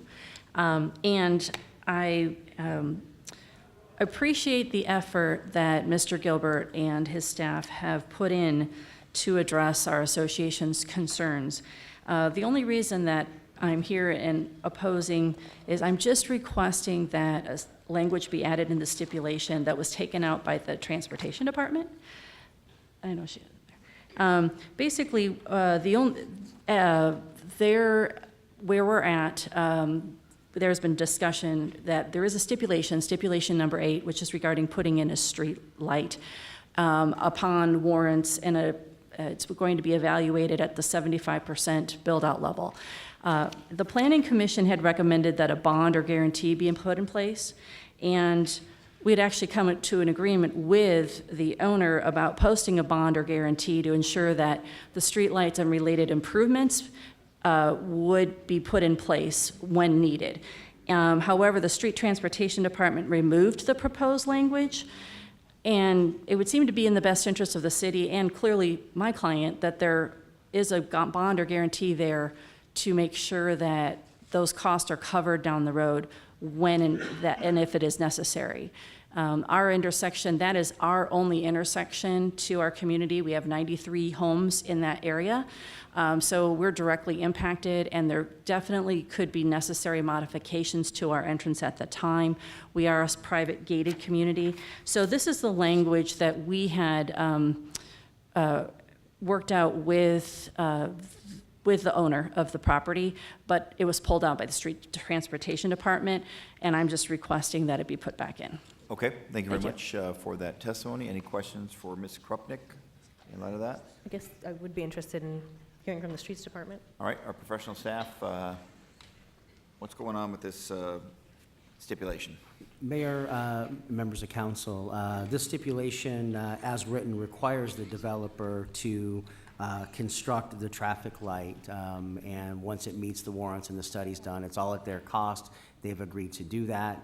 The Street Transportation Department has made a decision related to how they handle this, that it is best if they just adhere to a stipulation as opposed to giving money that then has to be kept track of over time. And so they would rather just say the stipulation requires it, you have to do that in the future, and once that study is done, then the city will say, okay, now you can build the traffic light, and it's at your expense. And Mr. Dovalina has joined us, so he can feel free to add anything else there. Mr. Dovalina. Mayor and City Council members, going back to what Mr. Alan Stevenson stated, we're in the process of doing exactly what it says on that stipulation. As mentioned, we would have to carry those funds. Certainly, we're open, but at this point, we're suggesting the recommendation as stipulated in the stipulations. Thank you. Thank you very much. That answers the question and was very persuasive. All right, thank you very much. We can deal with this if someone has a motion, whether we want to include the old language or the new language. Okay, next is, let's see, Rebecca Hawkins. Did you provide testimony, followed by Patricia Syntax? Mayor Stanton, City Council members, thank you for hearing me. I live on the northwest corner of Choya Lane and Invergordon, so we're right on the hiking trail. The entrance to our gated community is the turnaround point for every car that drives into Invergordon and are told by city parks people that they can't drive up there. And so Our landscape was also an area where the hikers sit and wait for people. So they go through our plantings and sit on our walls and throw trash over the back wall along Invergordon. I would really love to see the hiking trail moved, as everyone on the street would, and we have a lot of reasons for that. First of all, I was there in 1996 when we had an agreement with the City of Phoenix, City of Scottsdale, and City of Paradise Valley that there would be 30 parking spots. This has never been enforced. And we have brought this up at the community meetings, and the police were there, and a lot of people were there. And they said, well, you know, it's very confusing with 3 cities involved, and we don't really understand whose jurisdiction it is. It was like Keystone Cops. It seems pretty simple. We had a contract. It should be followed. Now there's usually 90 cars parked there during the busy times. Cars are double parked, waiting for parking spots in the traffic zone. They're making U-turns all the time. And the traffic is crazy now, so add another 1,000 people to the south of us, or 600, however many people are going to live there. I think the traffic is going to be ridiculous, and how the city could come up with some kind of an idea that we didn't need anything special is mind-boggling. The other thing is that there is unfettered access to the trail, except for the few hours a day, and Parks can tell me, but they're there fairly early in the morning, but not before dawn. And then they usually leave sometime in the early afternoon, after which time people can go up with dogs, people walk in the street, people do whatever they want to do. I don't know of, and the hiking trail is very narrow, so people do walk on the street. We had 9,000 hikers during spring break every week, 9,000 hikers. We have no bathroom facilities, so people's yards and along the curb has become a bathroom. And so the sooner the better on getting the trail moved and getting proper bathroom facilities. That's really important to us. I guess that's really about it. We really do need that trail moved sooner rather than later, please. Thank you. Thank you very much for your testimony. Vice Mayor, do you have a comment? Yeah, I'm concerned about the parking and the fact that there are 3 cities involved and nobody knows who has jurisdiction. How does that work? Mayor and Vice Mayor Pastor, several years ago, there was an agreement that has since lapsed and is no longer valid. And that agreement was actually between Paradise Valley and the City of Phoenix for parking along Invergordon. Currently what occurs is Paradise Valley cites people illegally parked in their areas of jurisdiction. Phoenix cites for cars parked illegally in their jurisdiction. And so it's a public street, and there are some areas that are not allowed to be parked in because of the golf fly zones, that kind of thing. So we've got those marked out. And we've been working with the Streets Department on making sure that they're signed properly. I guess my question is, it lapsed, so why are we not working with the other cities so we could get another contract and figure out a system where it's unified in the sense of 2 cities working together than to cite? Mayor? All right, I can Council, answer that. Councilman Cicio, and then maybe the city manager has some comments on this as well.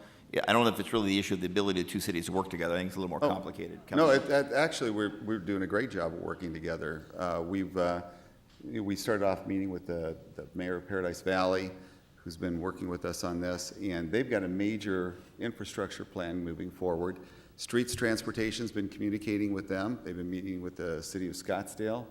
I think they've done a really exemplary job. It's just sometimes there's a complication because sometimes you get Scottsdale police there and then Phoenix doesn't show up at the same time. And if there are problems there, it's just, you have to call you get multi-jurisdictional issues there. The parking is not being enforced. The parking. We come home at 11 o'clock at night from a gathering. There are people parked there. They're not supposed to park there after sunset. They're there early in the morning before dawn. It's simply not being enforced. And when we talked to the police about it, they said, well, the judges are just dismissing them anyway. The people are saying, oh, the signs are so confusing. Well, red painting on the curb is not confusing, and a sign that says no parking after sunset or before sunrise, that's not confusing. It's just not being enforced. It's Thank you. enforcement that's not occurring, is what she's talking about. But from our end here, city staff is doing, I think, an exemplary job of trying to work these issues through. The city of or the town of Paradise Valley, I think they've got a bond project going through where I think they're going to be putting in over $21 million on Invergordon, and where Ray Dovalina has been working with them and communicating with them to make sure that everything flows well on our side of it too, including the city of Scottsdale. Thank you. Thank you very much. Mr. City Manager, if you had anything to add, you want, okay. All right. Vice Mayor? I would highly recommend to work with that area. Obviously, it's very contentious and frustrating, but somehow to figure it out. Maybe new signage, I don't know exactly what it looks like, but it's an issue. Thank you very much. How about Patricia Syntax? Did you provide testimony? How about Eugene Canayas?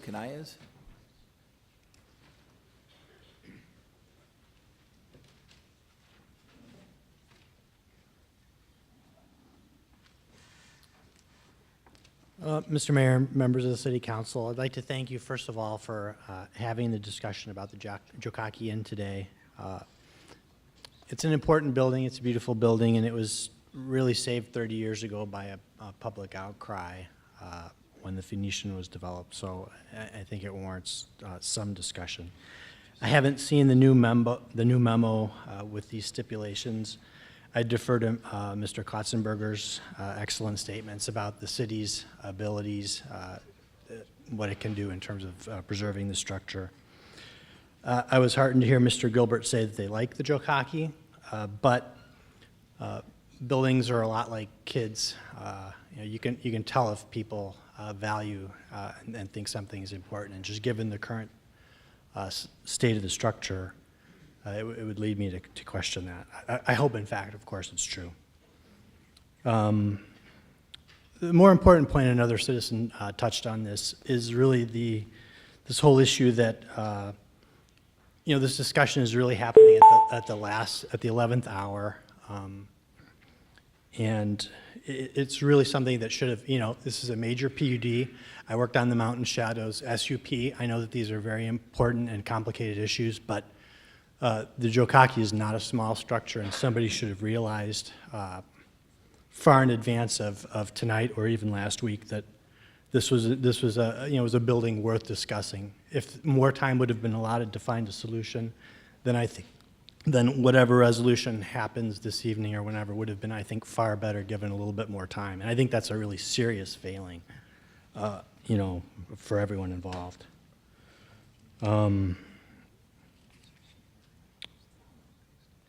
And in terms of this 10-year time frame, I've only sort of looked at the structure in a cursory fashion, but I just question that, is given its current status, its current physical state, will it survive another 10 years without becoming either a danger or an eyesore? So I don't know what happens at that point if in 5 years, it's an adobe building. It has, I believe, a concrete superstructure inside of it, but once it starts to fail, it will fail relatively quickly, and in 10 years, I just wonder what it'll look like if it in fact survives that long. So, those are my comments. Thank you. Thank you so much. How about Michael Chiaras? Please come forward, and then how about Scott Grigg after that? Thank you, Mr. Mayor, Vice Mayor, Council members. Michael Shiras, 6023 East Choya Lane. Allow me to first thank Sal for all his hard work. I know you've been knee-deep in it since the beginning, and you're making real progress. Toward that end, I would urge passage of the stipulation concerning the option to move the trailhead from its current location on Choya Lane to Invergordon. There are a lot of reasons. Most have been mentioned so far, but let me give you 2 examples why. Just this very morning, I was taking my son to swim practice, 5:30 swim practice duty. I'm going down Choya Lane, and what do we have? A cross-country team running in my lane of traffic towards me in the dark. I've got my lights on. I can see them from a distance. I slow to a virtual stop. Do they get out of the way? No. I go into the oncoming lane of traffic and pass. That's just one example. Sal's been out there. He has seen it. Anyone who ever comes to Choya Lane, I urge you, come on out and have a look on a Saturday. It's insanity. That's number one. I think from a risk management standpoint, the city has got a real problem. I'm retired now, but I practiced for 35 years.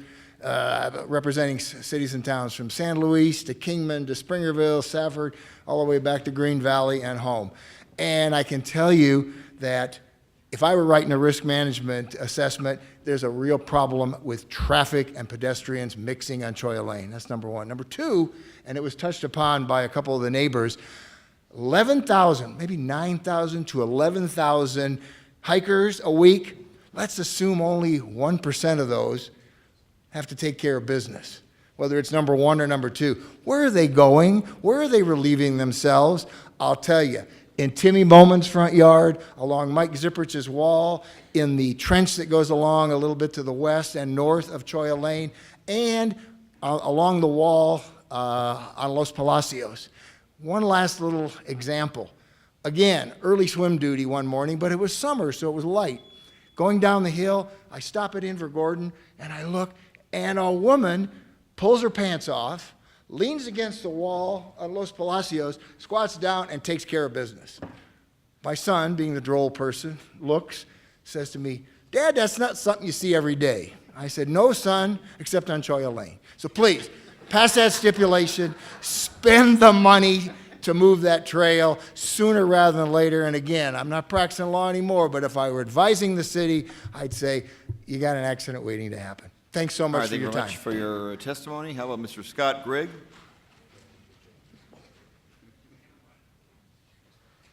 Is Mr. Grigg here? We had to leave. How about Pauline Tom? Pauline Tom here? All right. Is anyone else here wishing to provide testimony on items number 89 or 90 concerning Invergordon and Camelback Road? Going once, going twice. Our public hearing is now closed. I will now turn to Councilman DeCiccio. If you have a motion to make, and we'll see if there's a second. I do, and I want to make sure Jordan's going to be okay with what we discussed here too, so if you could kind of come up and help guide me, because I'm changing this around a little bit too. I've been writing it out. So the motion is going to be to approve the rezoning request subject to the stipulations of the 10-4, October 4 memo by the Planning and Development Department, with the addition of new stipulation 14, the developer shall remove the restroom structure, but leave the water, sewer, plumbing in place, and this will be determined via the feasibility study from the $100,000 that the Phoenician is going to be providing to the city of Phoenix. This is all going to be part of the feasibility study with the trail, and we'll include the bathroom into that.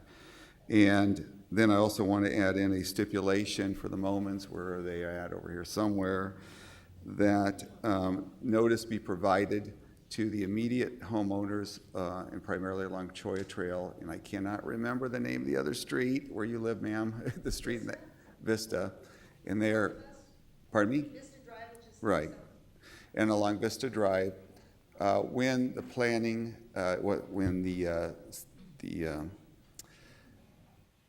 the grading and drainage proposals put in place. Mayor, Councilman DeCiccio, could, just a point of order real fast. I think Please. First, you want to take a motion on the Tell me general what to do. plan amendment first. Okay, We you can got do it. that, because you can't add stipulations to a general plan amendment. Then we can move to the PUD. All right. And I have some suggested language related to the drainage report that I think All will right, will help us. Alan, you've always saved me on that. This is me, a layman, writing this stuff out, so I appreciate you, so. All right, let's do a motion on item 89 and then see if there is a second. Councilman DeCiccio, do you have a motion on item number 89? Motion to approve. So the motion is to approve based on the Planning Commission's recommendation and adopt the related resolution. Is that correct? Correct, Mayor. Okay, and that's the intent of the motion maker. That is the second. Any additional comments by members of the City Council on the general plan amendment? Roll call. DeCiccio. Yes. Gallego. Yes. Noakowski. Yes. Stark. Yes. Valenzuela. Yes. Waring. Williams. Pastor. Mayor Stan.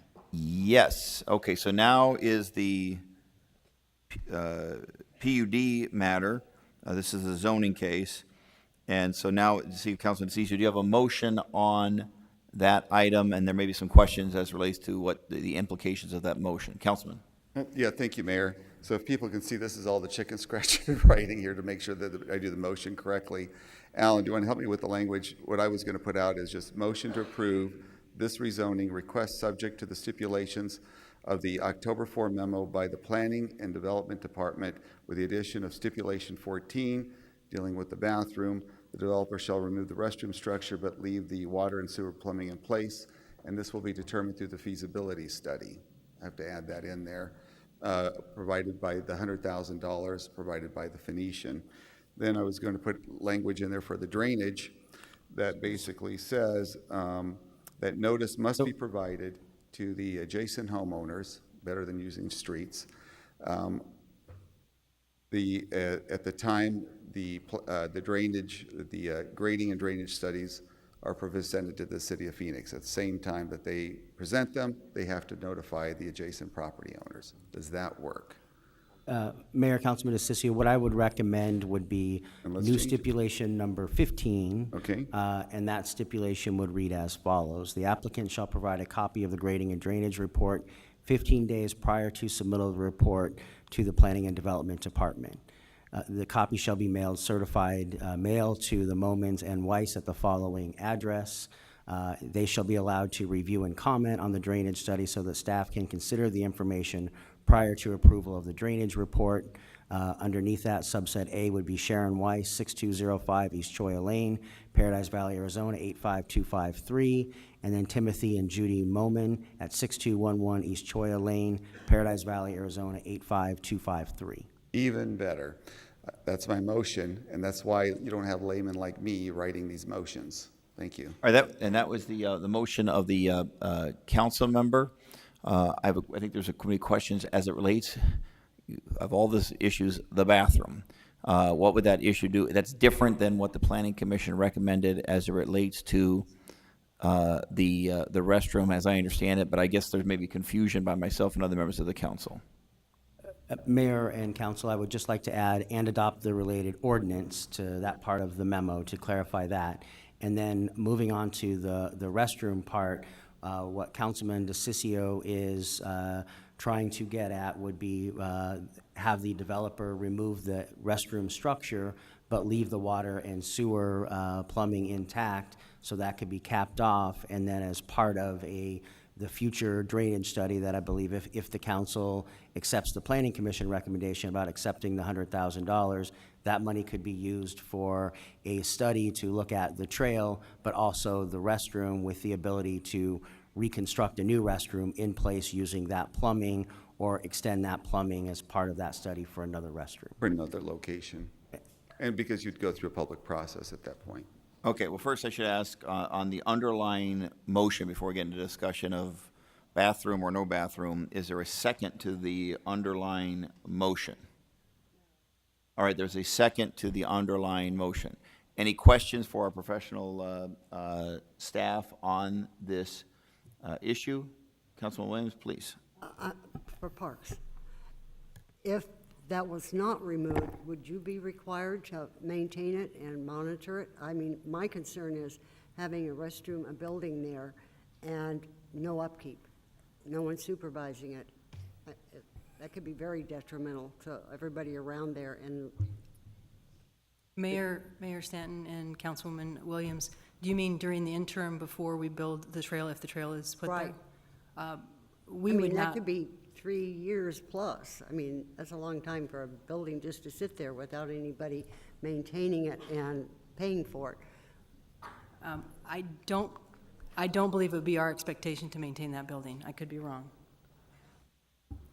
I wouldn't expect myself to maintain that building during that period of time.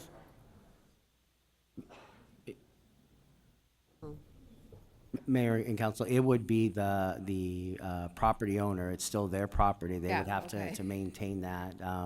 It would be in a position where they could board it up. There's going to be some time while they're still going through the rest of their planning process. They don't yet, host companies, which is the owner. They don't build homes. They'll be looking for partners to develop this project. So there's time down the road before development would actually happen. Okay. Any additional questions as it relates to the underlying motion? Councilwoman Stark, please. Mayor, and I'm thinking we're going to do an economic study of, or feasibility study of whether or not, or to see what the cost of the trail would be. Could we perhaps include the restroom in that study to see if it's feasible to keep it there? Or should we move it? I mean, maybe we can make that a part of the study. Thus, the restroom would stay there while you're doing the study. How long would the study take? So I guess it's All right, so a could thought we, and a question. I think Councilman DeCicco's motion would tear down the bathroom, and then we would study whether to build a new one. What Councilman Stark is suggesting is that we, in the meantime, keep the bathroom and study the upside or downside of keeping the bathroom. Well, I've got an idea that might be able to add on to that, Deborah. Or let me have oh, Ms. sorry. Erickson answer that, and then I'll go to Councilman DeCicco. Ms. Erickson, please. Mayor Stanton, Councilwoman Stark, indeed, anytime we build a trail, the trailhead components would include restrooms, things of that nature, so that would be part of any kind of study we would do to evaluate how and where we would put the trail. So then as a follow-up, how long do you think, if this goes through, how long would the feasibility study take? I know we'll have to do an RFP and some of that, but what do you think the time frame would be?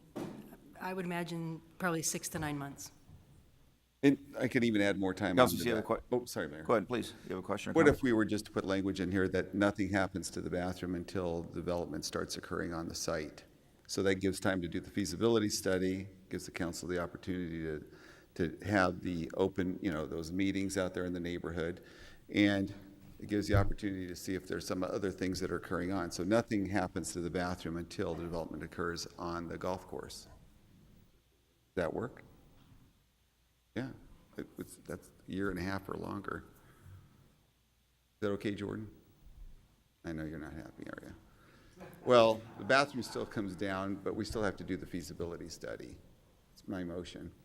I would like, Real quick. All We have to still have the open. right, so Vice Mayor, go ahead. I'd like to make a second motion, a All right, substitute motion. All right, Vice Mayor. I would like all the stipulations except item stipulation 14. I would like the bathroom to remain and do a feasibility study if that's where the bathroom should remain. Or, I still want it, I would like it to stay open. I don't know how to write that. So, Mayor, Vice Mayor, I think what you're directing is in the same vein as Councilwoman Stark, which is the restroom stays in its condition. It would still be open until they closed play, because I believe that's what the applicant indicates they would do. So it would stay open. Then there may be some time period while we're doing the study. We could then evaluate, can we keep it there, and what would the cost be associated with keeping it there, maybe adding some screening from existing residents versus the cost of moving it somewhere else in that corridor and building a new restroom. Yes, that's my second. All right, so that's the substitute motion. Is there a second on the substitute motion? Second. There is a second on the substitute motion. Is there any questions or comments on the substitute motion, which is essentially what the Planning Commission recommended on the issue of the bathroom, but all other things being virtually the same? And if the study indicates we should take it down, then we'll obviously take action at that time. All right, is there any comments or questions on that item? Roll call.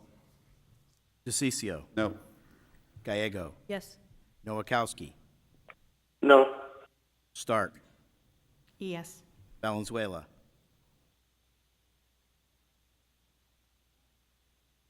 Yes. Waring. Williams. Pastor. Yes. Mayor Stanton. Yeah, so the substitute motion passes 5-4 before this city council. That completes items 89 and 90. We are now going to move back to our regular agenda. The regular agenda is starting on the ordinances, resolutions, new business, planning, and zoning. Vice Mayor, do we have a Okay. I'm not ready. motion on omnibus? I know that was a long zoning case, so we'll take a Where second. am I? Item 24 is where we're starting. Okay. Chris, I don't have my notes. I'll just read this. know where it is. I lost all my sheets. Now I lost my other paper. Here. I'm right here. Okay. Motion to approve items 24 through 91, except the following, 32, 33, 35, 37, 55, 62, 66, 88, 89, and 90. 89 and 90 we just did. And I said 36. 36, 37. That is the omnibus, oh, sorry. Vice Mayor? And excluding items for public comment is 37, 55, 59, 60, and 88. I did 62 on the following. That's it. All right, that is the omnibus motion. Is there a second on the omnibus motion? Second? There's a motion, there is a second. Any comments by members of this council? All in favor, say aye. No, it's roll call. Oh, I apologize, it's roll call, my fault. Roll call. DeCiccio. Gallego. Yes. Noakowski. Yes. Stark. Valenzuela. Waring. Waring. Williams. Yes. Pastor. Mayor Stanton. Yes. Next item on the agenda, item 32, is that correct? 32. Item 32, is there a motion on 32? Move item 32. Second. There's a motion and a second. Any comments on 32? Any cards? Roll call. DeCiccio. No. Gallego. Yes. Noakowski. Stark. Valenzuela. Williams. Yes. Pastor. Yes. Mayor Stanton. Yes. So was this? Was it? 6 to 1. We only have, we did 6-1. 5-1. 5-1. Just enough. All right. Next item on the agenda is item 33. Is there a motion on 33? Move item 33. Second.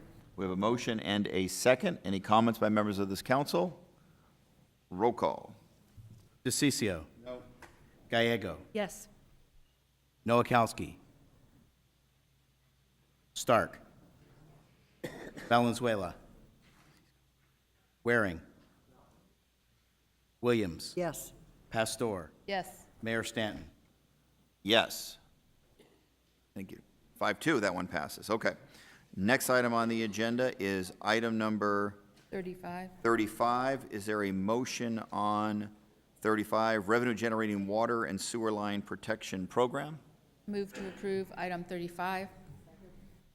There is a motion in favor of 35. There is a second. Any comments by members of this council? Now's the time. All right. It's up to you. If you want to make a comment, please, Councilman Warren. I think this was on the agenda a few weeks ago, and Councilman DeCiccio said there had been some confusion of the use of the logo. I've had similar calls, quite a few, actually, a surprising number, and I've gotten the letters, and I just think I've had enough complaints that I'm not comfortable going forward with it. Thank you.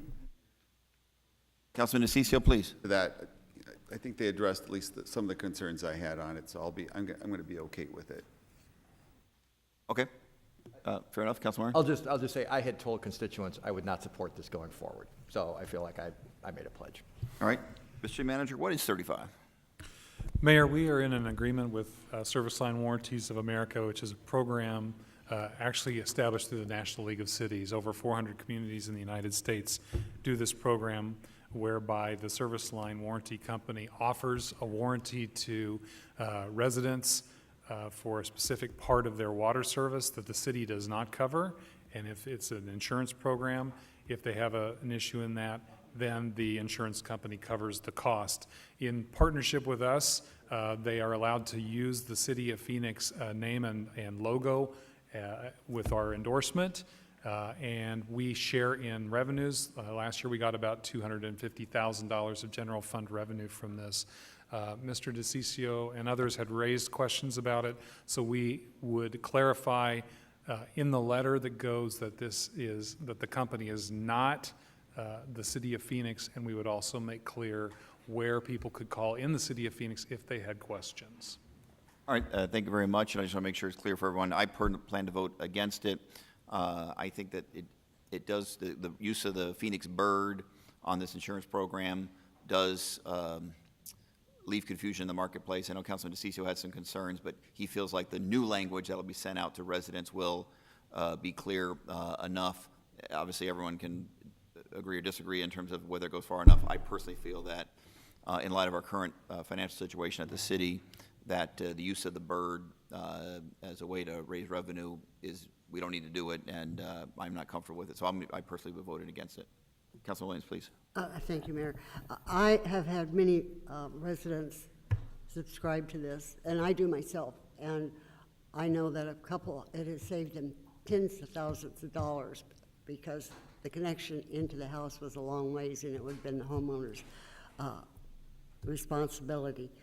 I feel comfortable, and I think my people who I definitely know have it felt very safe doing this because we felt that the City of Phoenix vetted them, knowing that they were legitimate, and it turns out that's been the case all along. So I feel very strongly I'm going to support this, and if the motion fails, I have just paid the bill. Does that mean it's good for another year or not? I don't know the answer to that. That's a fair question. And by the way, my opposition has nothing to do with the efficacy of the company or their integrity or anything like that. And obviously, even if it were to fail, this company could still offer this service to the citizens of Phoenix. They just wouldn't do so under the City Bird logo. And my concern is obviously just confusion in the marketplace. So I don't want to leave anyone with a false impression that this service wouldn't be provided. Just it would take a different form. All right. Any other comments or questions by members of the council? Vice Mayor. The question about the logo. Can we remove the logo, or what is the contract? We could certainly remove the logo, Okay. but they would probably not pay us any money anymore. Okay, I see, okay. Well, as Councilwoman Williams stated, I also am a customer, and I have two of them. I have the water and the sewer. Just to protect me, because I live in a historic home, and you never know what's going to happen with the pipes in the historic areas, since they're over 100 years old. And so people in our area do purchase this. It's a safe, it gives me a peace of mind that I know I at least have something. And I actually like the fact that it is a partnership with the city, because the city does go through the vetting process, so I'm a yes. All right, any other comments by members of the council? It should be noted that other companies can provide this service also as well. They just don't do it under the City Bird logo, so there will still be competition in the marketplace. This is not an exclusive service. Yeah, Mayor, to your point, I'm not complaining about the service. I actually had the issue that you'd be assured about 10 years or so before I was on the council, and it cost me $1,000 or something to fix it. So I'm not saying that the product isn't good or the company isn't good. Right, no one suggests the that. bird on the envelope is confusing. I get the same letters. I'm a taxpayer and a resident too, so I get the letters, and my initial reaction is always, this is a official City of Phoenix letter, and then I open it and I realize what it is. But when people tell me they're confused, I can't dispute that because I get the same letter and the initial reaction is the same with the logo. So, all right. Thank you. So we have a motion in favor. We have a second. Roll call. DeCiccio. Yes. Gallego. No. Stark. Valenzuela. Waring. Williams. Yes. Pastor. Yes. Mayor Stanton. No. So that passes on a 5-3 vote of the City Council. All right, next item on the agenda is item number 36. Is that right? Yeah, 36. 36 is a public hearing on proposed Tellus annexation. So first we need to have we're only doing public hearing on this one, not voting on this today? Okay. So we will open the public hearing on item number 36, proposed Tellus annexation. Public hearing is now open. Are there any cards on item 36? David Tellis is here in favor, not wishing to speak. Is anyone else here wishing to speak on item number 36? Going once, going twice.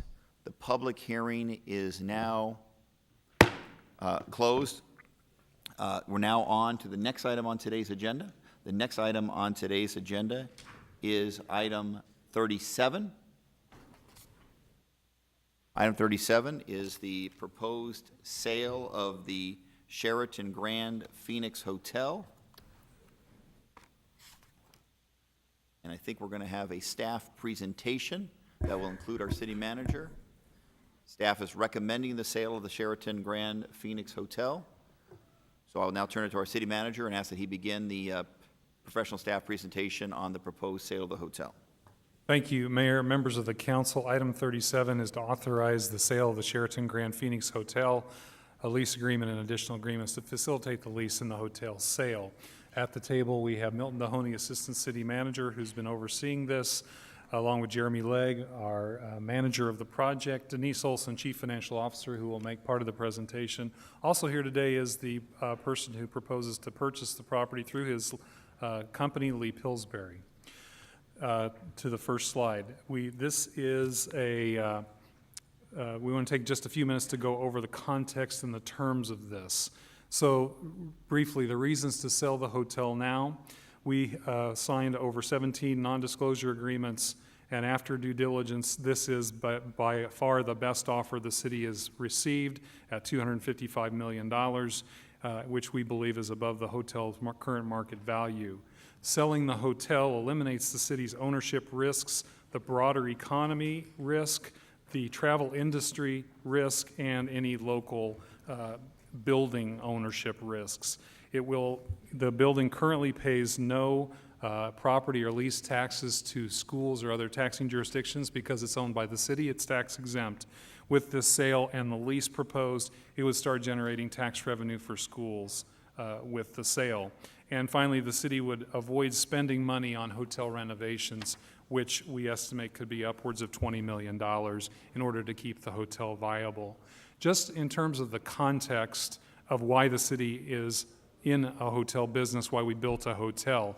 Back into the 90s, into the late 90s, Phoenix was working at a disadvantage in attracting tourism with a convention center that was undersized and too few hotel rooms to attract large conventions to downtown Phoenix. That lack of hotel rooms and convention space prevented us from bringing in large events of outside folks spending outside money to the Phoenix and the Arizona economy. Starting in 2001, that started to change. The City Council put before the voters who approved a $300 million investment into expanding the convention center from the old Civic Plaza into the building that we all experience today, which is a top-tier, top-flight convention center and convention destination. By 2003, the state had joined into that effort and matched that with a state $300 million investment. And that left the question of sufficient hotel rooms to support that investment. The private sector was not putting investment into hotel rooms in downtown Phoenix, and so the city built the Sheraton Grand Hotel in order to facilitate the maximizing the value of the convention center, the expanded convention center. And the hotel was built based on city tourism taxes from hotel taxes and rental cars. By 2008, the Sheraton Grand Hotel opened right in the teeth of the recession. But it did accomplish the goal, which is large mega events support and attracting large conventions. As shown on the slides, we were able to host in downtown Phoenix events related to the Super Bowl, 2 Super Bowls, the Pro Bowl, College Football Playoff, and the Final Four, as well as NBA and Major League Baseball All-Star Game fan fests. The largest conventions held in this building since it was built include U.S. Green Build, the National Rifle Association, a couple of Southern Baptist conventions, the Veterans of Foreign Wars, Assemblies of God, and the annual Comic-Con. All those are possible because the building was expanded, and the building was expanded because there are hotel rooms to support it. The hotel opened in the recession and made its way until 2012 through 15. The city had to use tourism taxes in order to pay the debt service, and that, as we've talked before, totaled about $33 million of city investment to pay the debt service on the hotel.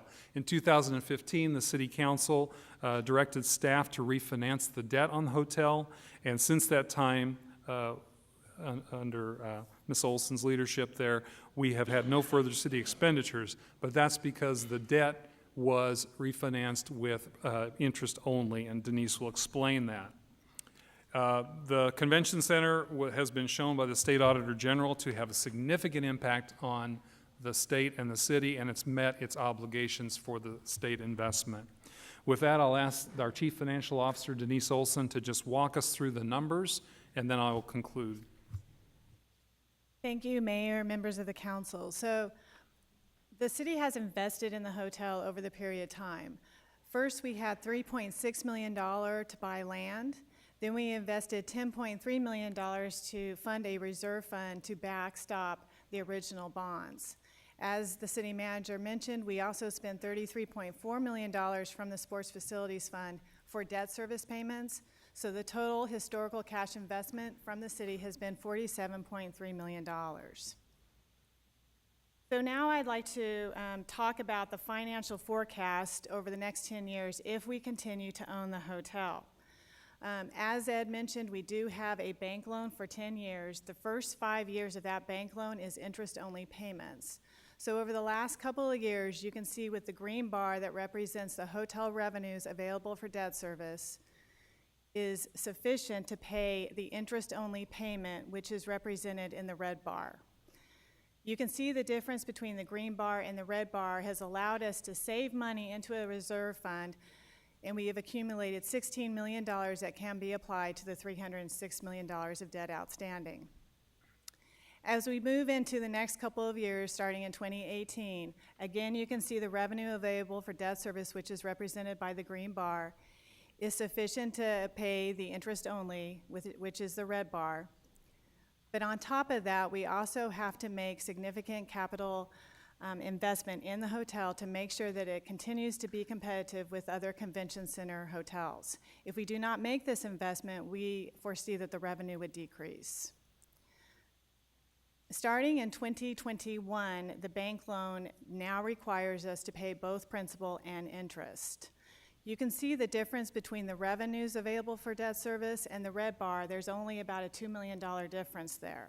This takes into account no downturn in the economy or recession. This basically is the best case scenario.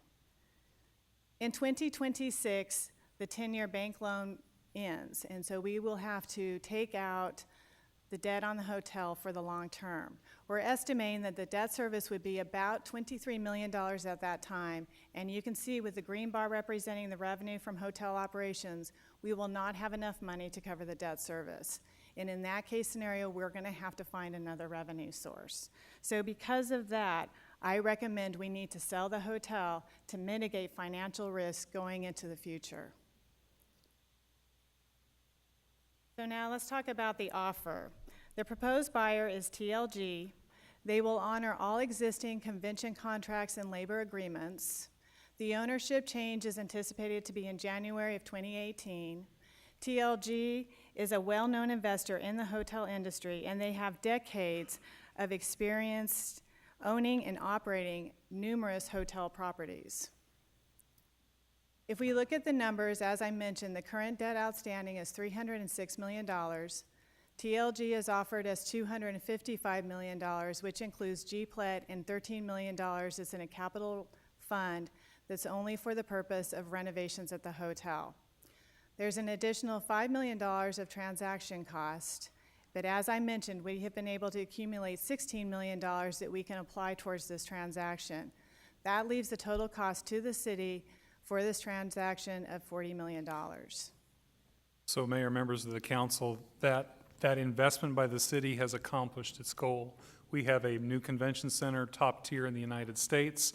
We have hotel rooms in downtown Phoenix, begun by the investment in the Sheraton, which started private sector entering into the market, and so it's time to return the Sheraton back to the private sector, but it has accomplished the goal. That investment of tourism taxes has accomplished the goal of building downtown into a convention and tourism destination. So with that, as the Chief Financial Officer noted, our recommendation is to sell the hotel now to TLG Phoenix. It is the best offer we've received by far. It eliminates the city's ownership risk. We are not a hotelier, so it's time for that ownership to move to the private sector. It mitigates our risk from the general economic conditions, from any downturns in the convention and travel industry, or any major capital expenses or local conditions that would affect the hotel. The terms start generating tax revenue for schools, which don't happen under city ownership.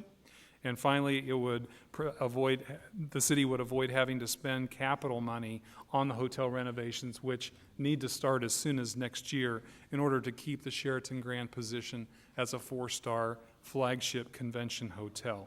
With that, Mayor, we are happy to answer any further questions. All right, thank you very much. Why don't I only have, at this time, one card on this item, so I actually want to take that card, and then I'll turn to members of the council for questions. Mr. Cliff Friedman, did you provide testimony for this council on item 37?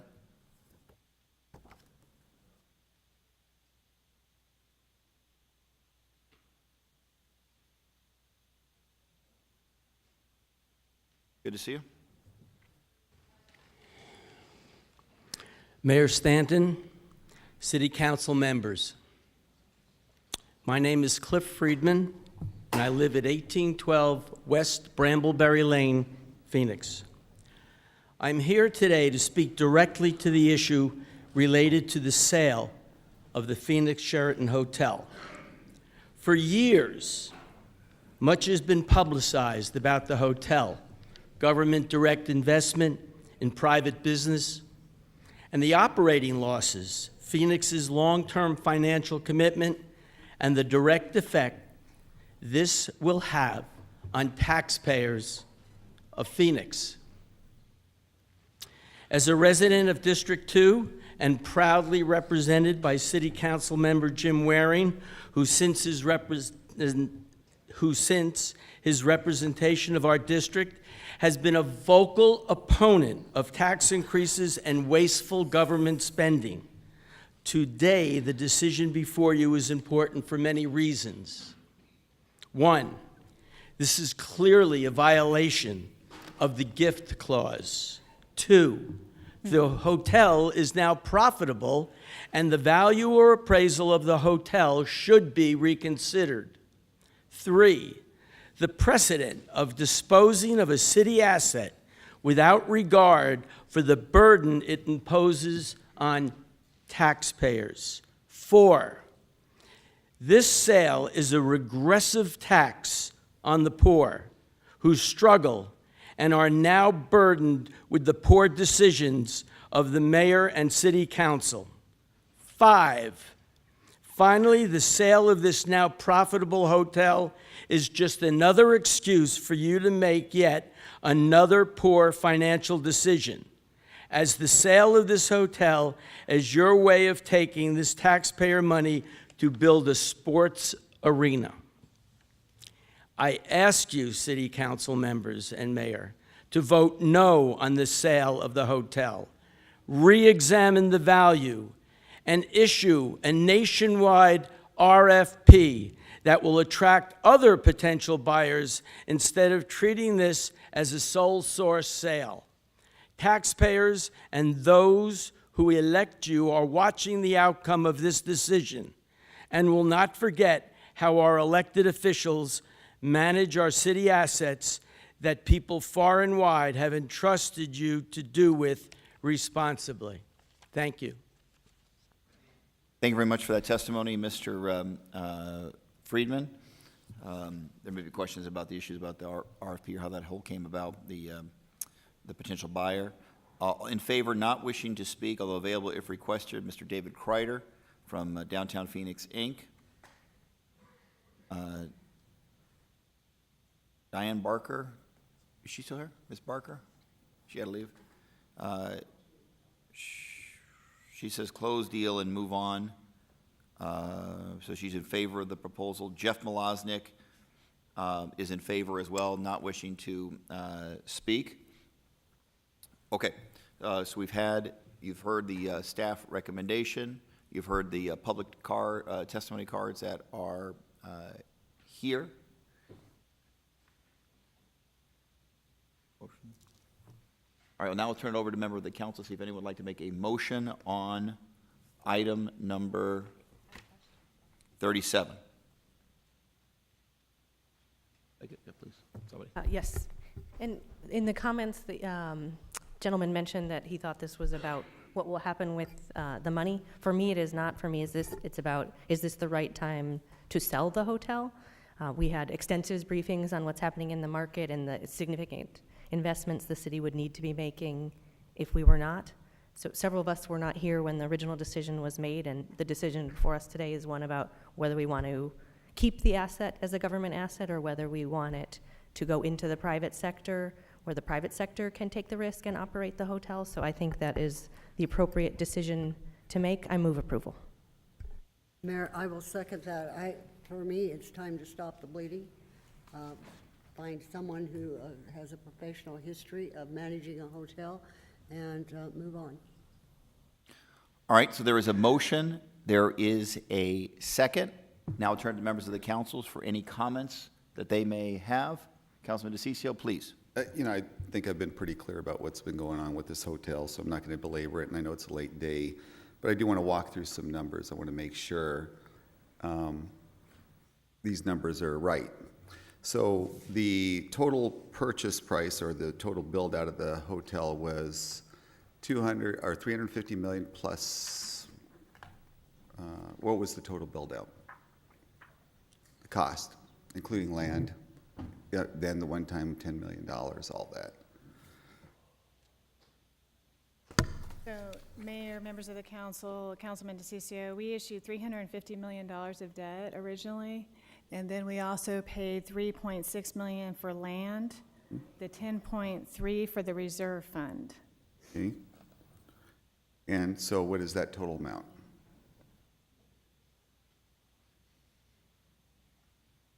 $363. So $363, and then we have a sales price of $255? That's correct. Okay. So my layman math here, that shows us a net loss to date of $108 million, correct?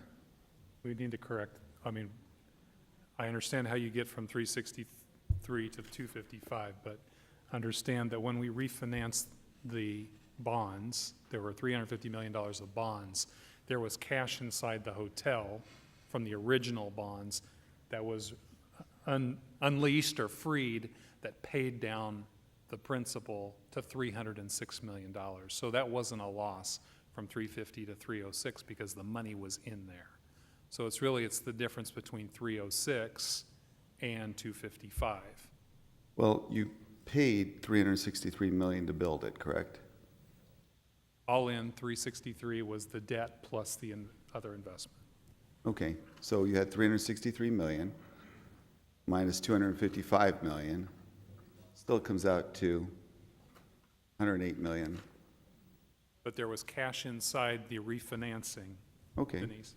Yeah, so Mayor, Still a City Council, cost. yeah, there was some money that was in the hotel that we were able to use to pay down the principal to get it from the 350 down to the 306. And Where'd that's you- why we're starting with the 306 on this slide. So where'd you get the money? The money came from, part of it came from the reserve fund, which is the 1003, which we've already added to the equation. And then part of it was just principal that we did pay on the debt. Okay, so you paid for it. The total purchase price was still $363. And you're making payments on principal. Who made the payments on the principal? Right, so the principal payments were made by the hotel operations until the years 2012 through 2015, where we paid the $33.4 million, which we've accounted for. So if I own a home, $200,000 home, and I make principal payments on it, I buy it down, I still bought it at $200,000. I made principal payments of $20 million because I had extra cash. What was the sales price of that? I mean, what did I buy it at? 200,000? I think to make that equivalent, and Denise, correct me if I'm wrong, if you took a $200,000 mortgage on a home, let's say the home cost you $150,000, but you took a $200,000 loan on it. Well- You put $50,000 of that mortgage inside reserves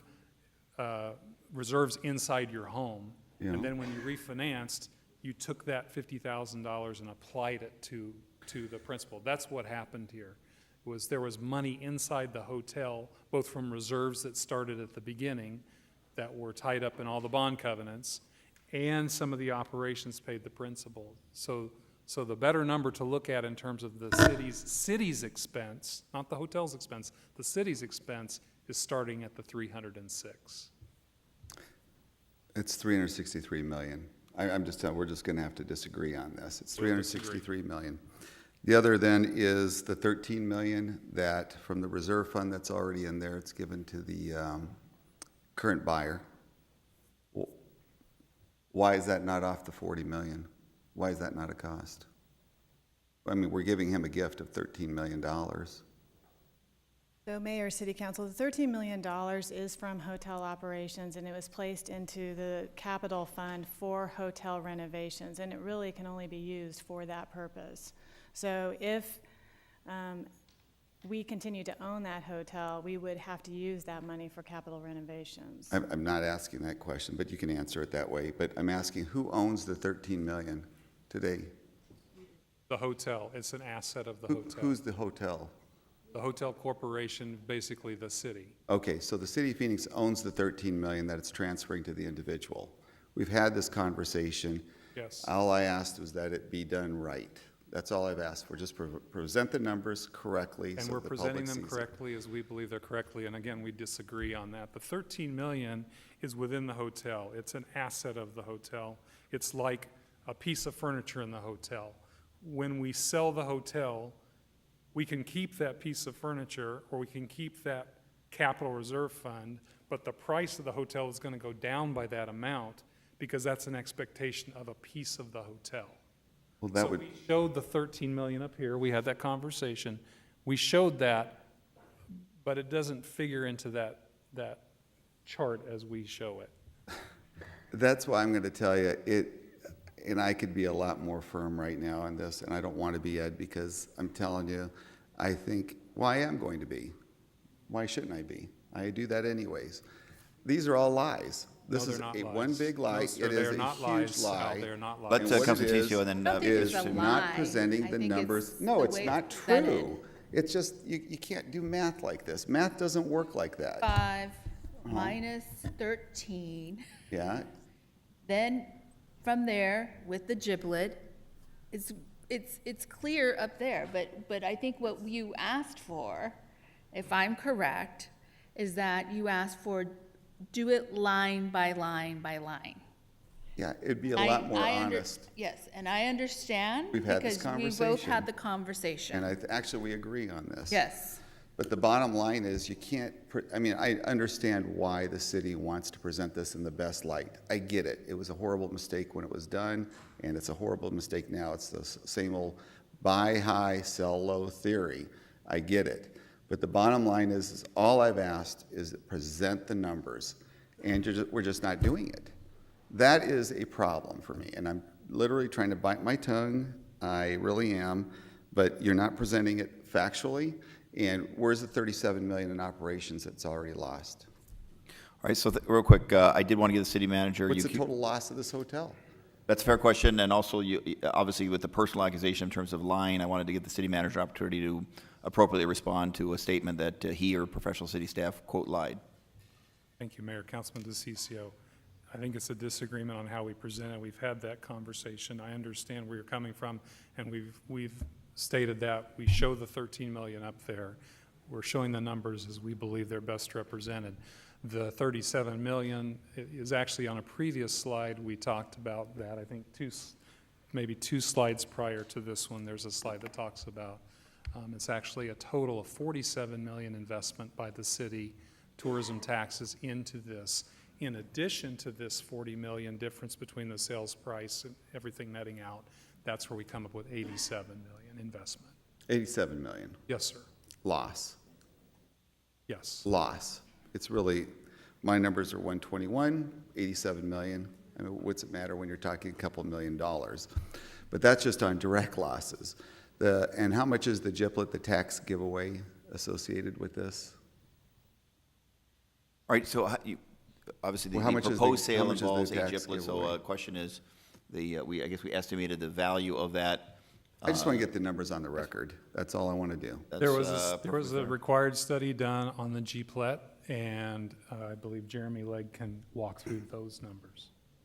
Mayor, members of the council, as the city manager previously pointed out, the hotel under the city's ownership currently pays $0 in property or lease excise taxes. As such, there is nothing that's being generated for taxing jurisdictions that can be given away. We can't necessarily give away something more than zero. However, if the sale is approved today and the GPLET lease is executed with TLG Phoenix, that will start generating millions of dollars a year in personal property and lease excise taxes, the majority of which will be going to local schools. So no one's answered the question. How So big is it? If I can remember, and Answer. Jeremy, help me. 97 million. There's really three numbers to compare. There's zero that we pay today, and if we didn't sell it today, we would continue to pay zero. The GPLET would generate 53 million over 20 years, is that correct? And I believe that the study said that if it were straight property tax, if it were on the rolls of straight property tax, the difference would be what number? Mayor, members of the council, if there were a theoretical transaction where this property went straight onto the property tax rolls as opposed to going through a GPLET lease period, that there would be $97 million of property taxes generated over the 20-year term. However, there is no such transaction. Vice Mayor, you have a question, please? I have a question, and it's just curiosity. Well, it's been bubbling within me. My question is, I am hearing right now we don't pay zero taxes. When the decision was made to build the hotel, how was that sold to the public? I mean, how did the city, and I wasn't here, so this is why I'm asking these questions. How was this presented to the public, and the public accepted zero taxes on this property, and now we're turning around and telling the public, let's sell it, and because now we're gonna generate taxes. So I have some conflict with it. Mayor, members of council, the item was sold as an additional item needed to support the $600 million that was invested to create the current convention center. So that decision was made first to deal with convention center.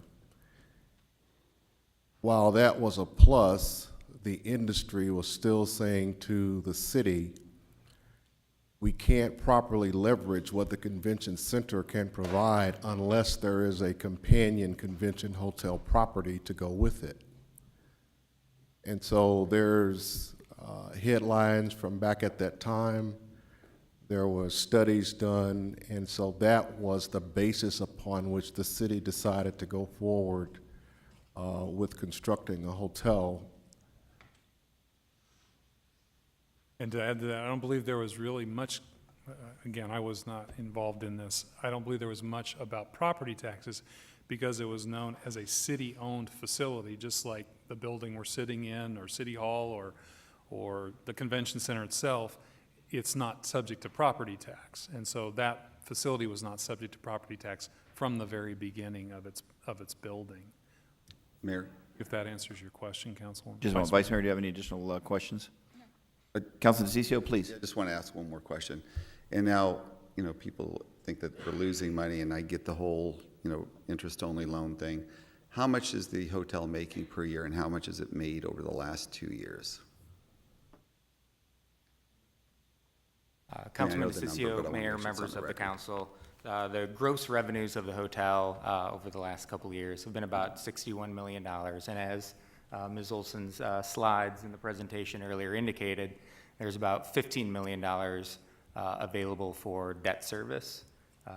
So that's the net that flows through to the bottom line. When the principal kicks in on the loan, the revenues, which are currently the best we've ever had, would just barely meet the debt service requirement when principal kicked in. Now, if there were another recession, some other kind of black swan event, political boycotts of conventions of the state, those revenues could go down and there could be an even larger gap that the city would have to backstop. Or if the moon crashed into the earth, we'd be done with that too. I mean, make sure we add that into it, one of the what-if problems that could happen. The fact of the matter is, you could come up with what, I get the idea of trying to sell this idea to the public. I get it. I'm asking a simple question. How much profit have we made off the hotel in the last 2 years? I just need just give me a number. Then you can say whatever you want. Just if you could answer my questions first, So- then say whatever else you want. Please. Mayor, City Council, as we said, we've been able to save $16 million. So I would argue that that's been the profit that we've seen over the last few years. Okay, so it's 16 million. Then, just as if I could, just recap some of this, and I know what occurred back in those years back then. This all started with the downtown parking garage that was sold to the public. Remember the Garage Mahal? And I'm the one that exposed that. That was a $45 million expense that the public was told that was going to make all this money. The hotel was going on. I helped fight the first one.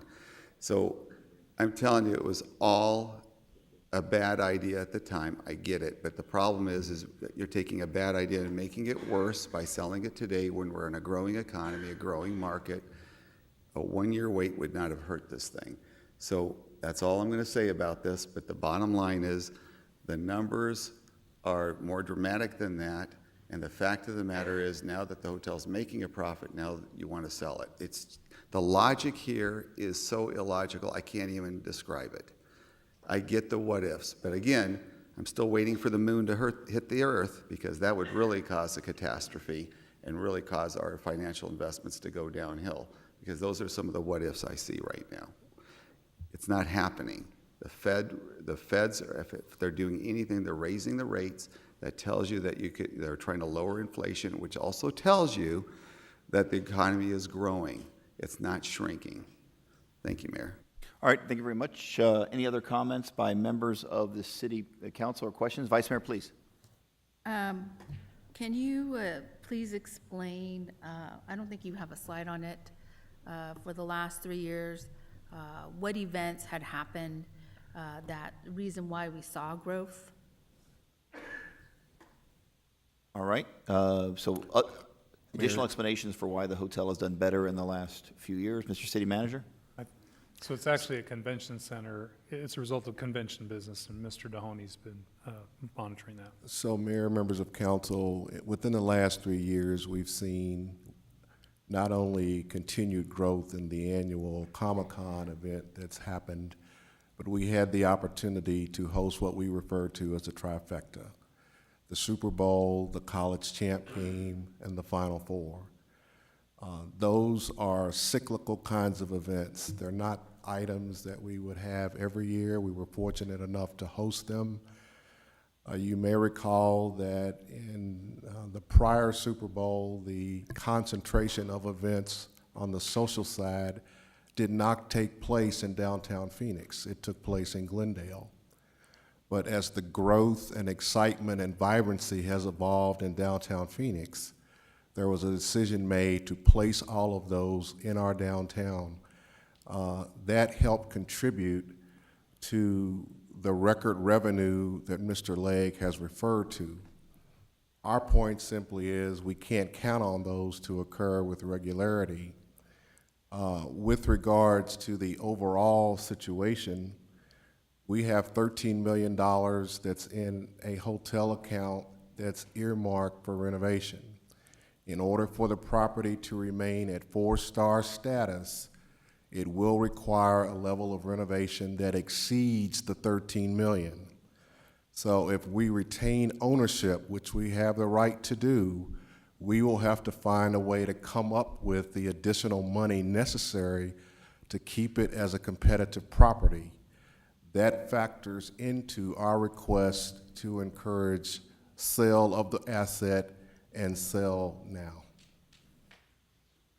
Thank you very much. Councilman DeCiccio, you have any comments to that or questions? Yeah, I just have to follow up on that. Next year's projections, from what I understand, seeing the numbers from before, are even stronger than they are this year, correct? Mayor, Councilman DeCiccio, yes. Okay. Next year, do we have a Super Bowl in the city of Phoenix or anywhere here? Mayor, Councilman DeCiccio, no, we don't have the Super Bowl, but what we have looming is a principal payment that we don't have today. I didn't ask the question. I really want, I just need you to answer my question, then you can answer how you want. We don't have a Super Bowl. No, Do we sir. have a Final Four coming up? Everything that you cited, that the reasons why the hotel was doing well, do we have a Final Four coming up? No, sir. Do we have anything like that happening where we see a huge draw other than from our convention business? Anything? Mayor, Councilman DeCiccio, within the next few years, we do not have an event that's currently slated of the magnitude of those, no, sir. And this is where I'm concerned. I mean, this is, again, that gets me going, is when we start pointing out that the reason we did well is because of all these things. And next year, when we have nothing, we're going to be doing better through our projections. That is a problem, is if we could just be, just present this thing the way it ought to be, present the numbers the way it ought to be, I wouldn't be up here doing what I'm doing right now. That's all I ask. Present them right, show what's going to happen next year, and I just think I think it serves the public better, quite frankly. Mayor, Thank you, Councilman Mayor. DeCiccio. City Manager. So what we know, because of the work of Visit Phoenix and our convention staff, is that 2018 bookings are strong. But what we also know is that 2019 bookings are not. So, and these things happen 2 years, 3 years in advance. So we had very strong bookings starting in 16, stronger in 17, very strong in 18, and then it falls off in 19. So now we're going to keep selling, but. Vice Mayor. And why do we fall off on 2019? 'Cause- I'll ask Jerry. I think it's just a matter of the cycle of conventions and the competition in the world of convention centers with new convention hotels, new convention centers coming online. People go and try the other convention cities, and we got to continue to sell Phoenix as a convention destination. Mayor, Vice Mayor, the city manager is correct. You're typically selling 3 years plus out. There's a handful of new properties, many of them convention properties, that are coming online that are being sold right now and have been being sold. So those properties would be added to our competitive set. So what's happening is the projected dip in booked business will marry up with the requirement to start paying principal in addition to interest, and that coupled with the need to make a multi-million-dollar investment in the property in order to keep its 4-star rating is a financial picture that we're trying to avoid. So what I'm hearing is the city should get out of the hotel business due to the fact that we're really should not be in the hotel business. The future is we're not sure of the future, but what we know about the future in finance and debt is that we will be in debt by 2020 and possibly no growth in 2019, 2020 in the hotel business. That's Is that what correct. I'm hearing correctly? Yes, that's correct. Okay, so I totally agree that we should not be in the hotel business. I totally agree that there are people and experts in that business that should be running the business. And just, even though it's saying that we have performed, I still believe we've underperformed because we're not in the hotel business. We don't we don't understand the nuances of a hotel business, especially in a name brand. I don't even know how to say it, but in a Marriott, Starwood, Hilton, their business is very different than what we do as we govern and oversee many policies. And so we are at the we are at the moment that we are at. I do not want to see the city fail in the future by then being strapped with debt that we possibly will not have the dollars for. And on top of that, refurbishing, rehabbing the hotel to the level that it needs to be, we definitely won't have the dollars for that. 13 million will not be enough for what we need to do. And I get that and understand that. I appreciate all the work and everything that has been done. And you've answered my questions, because I feel like if we hold the hotel, the possible debt would be more than 40 million. Can somebody verify that? Yes, Mayor, City Council, Vice Mayor, you were correct. The one thing that I am 100% sure of is those debt service numbers.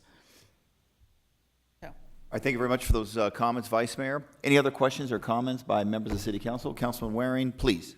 Thank you. I would just say this, it was a bad idea, poorly executed. I mean, most of us, as has been alluded to before, weren't on the council. I think it was 2004 when the original vote happened. So we could talk about how much the losses were. It sounds like it's 87 million plus whatever you think the Jeeplet's worth. I always vote against the Jeeplets. I don't think we should be doing this. There's been a lot of discussion about that in the media more than ever in the last, probably year or so, about sort of what kind of breaks are people getting. It's nothing against the person buying the hotel. They have an impeccable reputation. They will undoubtedly do a dramatically better job than anything the city of Phoenix has done. Part of my angst with this, besides the Jeeplet, which just makes this a non-starter for me, and I've been pretty consistent about that over a long period of time on this particular issue, is we're sort of patting ourselves on the back for, I'll tell you one thing, we set up a system where the hotel doesn't pay any taxes, and now it's going to pay some taxes, but less than some of its competitors and other people and so forth, and we're going to call that good or progress.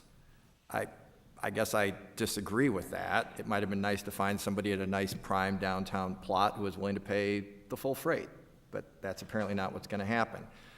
We're, I guess, patting ourselves on the back. We came up with this great idea that cost us a fortune and distracted from other vital city endeavors and took money away from those endeavors. And now that we're selling it using terms like stop the bleeding, we're going to claim success. Hard to use the terms stop the bleeding and success all in one paragraph. So that's frustrating to me to listen to. So I understand why the city staff, Ed, you and your staff, I understand why you're recommending to sell it now. I'm the guy who's been saying, let's get out of the hotel business, and by the way, let's sell the golf courses and some of this other stuff for a long time. Excess city properties, I think that's something we all agree on Councilman Gallego's committee. We talked about that a lot, and Bill Gates should get a lot of credit before for bringing that up. Let's try to shed some of this stuff that is not police, fire, libraries, garbage pickup, so forth. That's all fine. So the fact that I'm voting no today does not in any way indicate that I love the hotel and I want to keep it. I think anybody who's looked at my comments would say that's just being silly. But that doesn't mean we have to take this offer that comes along because it's the one we've got and it's better than a couple others after a little while of trying. When we've got a couple of years of wiggle room, probably, granted, staff's right, it could change tomorrow. But one thing I am assuming, it's no disrespect to our staff who's not in the hotel business, who doesn't negotiate these kind of big deals every day, the guy who's buying it does. And I bet he's better at this than our guys. That would be my guess. I'll tip my hat and say so. So I'm guessing they're probably getting a good deal. The idea that we're selling it over market, yeah, then he wouldn't be paying that. So I suspect, this is going to be another source of frustration. for me, seeing that we got into this in the first place. We're cutting what I think is a lousy deal. We're giving tax breaks. We're losing tons of cash, 87 million, it sounds like, at the least. That's worrisome. I understand why I'm doing it, we're doing it, but I simply can't support it myself. Thank you. Thank you very much, Councilman Waring. Maybe Ms. Olson, you can answer this question, so just so there's not a false impression left. Where did the revenue come for the debt service that's been paid thus far in the hotel?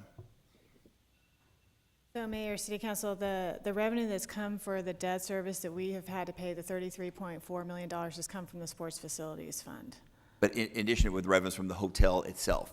These were Yes. revenue bonds that has paid for the vast, vast majority of All of the the debt other service. debt service payments have been made by hotel operations. Councilman Gallego, please. Can you tell us about the negotiating team that negotiated this transaction on behalf of the city and their expertise in the hotel business? Sure. Councilwoman Gallego, Mayor, members of the council, the city has retained a firm by the name of CHM Warnick since we've started in the hotel business. They're one of the premier asset management firms in the hospitality industry. And what that means is they live and breathe hotels. They help owners maximize the results and operations from the real estate that they own. And we have worked tirelessly with them to maximize potential profits for the city. And as the city manager indicated earlier, we haven't simply been in discussions with the current proposed buyer. Over the last roughly year and a half, we've signed about 17 non-disclosure agreements with other potential and prospective buyers, and can say undoubtedly that this is the best offer that we have received and why we're recommending it. Thank you so much. Vice Mayor, do you have an additional question? No. Apologies. Any other, Councilman Waring, please. Can I ask a question? So the sports facility fund, so you said $33 million came from the sports facility fund. That did not include revenue from the hotel. That was simply the sports facility fund. That $33 million doesn't have to be spent on the hotel or sports, right? It could have been spent on pretty much any other city operation. I want to make sure I have that right. Is that an accurate statement, Ed? Mayor, Councilman Waring, yeah, the Sports Facilities Fund is funded by a tax on car rentals and on hotel, part of the hotel occupancy tax. It has been used to support and do the debt service on U.S., dating myself, not America West Arena, but Talking Stick Resort Arena, thank you. As well as T-Gen and backstopped the hotel. If it were not spent on the hotel, it would be in the Sports Facilities Fund. That fund has generally gone for arena and downtown-related activities, but to your point, it is under the control of the City Council and could be spent on any general activity. And Mayor, so this is the fund, I mean, this was long before, I think, probably any of our times. This was the 1989, was this set up? Is that correct? Or am I confused? Yes, I believe that's correct. Yeah, so I think, I mean. Time frame? I was in college in another state, so I think a lot of us, a lot of you guys are younger than me, so this is not something we set up. But it's an ongoing tax. We, as a group, haven't raised it to pay for the hotel or anything. It's just simply, it's been there generating money. The $33 million could have gone for police or fire or something else. It's got spent on losses on this hotel. And that 33 million is a subset of the 87 million? Is that fair? That's correct. So, Yes. Yes. That's you know, that's still, I mean, that's still obviously a source of frustration, given that it could have been used for something else that I think would have been more meritorious. I understand the thinking about wanting a bigger hotel downtown, but I think, kind of like with light rail, we apply a lot of benefit to it that isn't necessarily borne out. So that's also, I think it's overstated. There's one other thing I will point out. You guys talked about big events and so forth, and you have forgotten, as my 7-year-old son assures me, about the Diamondbacks World Series that's coming up in a couple weeks. So be excited about that. He tells me it's going to happen. He's very excited about this. So, and I'm not being facetious. It could happen, right? So think of how many rooms you'll book, Milton, if we have that. So It's 4-0 right now. 4-0? Oh, yeah, okay, well, even better. So, very good. All right, thank you very much, Councilman Waring. Also, could we make sure Jim Bennett gives our city manager a briefing? America West hasn't been an airline in a long period of time. Councilman Gallego.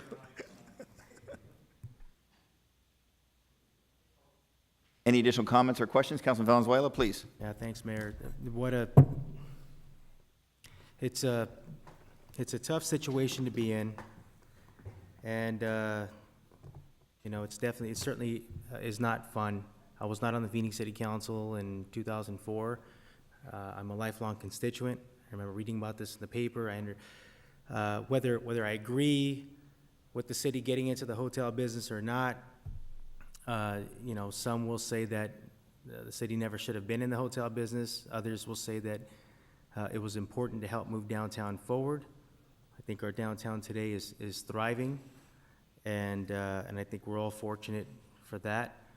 That said, I believe every member of this city council, and probably before us, our predecessors may have said it. I know factually everyone here has said it, that we should not be in the hotel business. And some of us have said it over and over and over and over again. Criticize the city of Phoenix for being in the hotel business. And we have a chance tonight to get out of the hotel business. Is the hotel making money today? I believe the number was it 14 million over the last 2-3 years? 16. Yes, Mayor, City Council, we've made $16 million based on interest-only payments. And again, it's all about transparency, and I hope that those that are reporting on this vote today, our media and everyone else, those who tweet, those who send email out, for the sake of transparency, let's tell the entire story.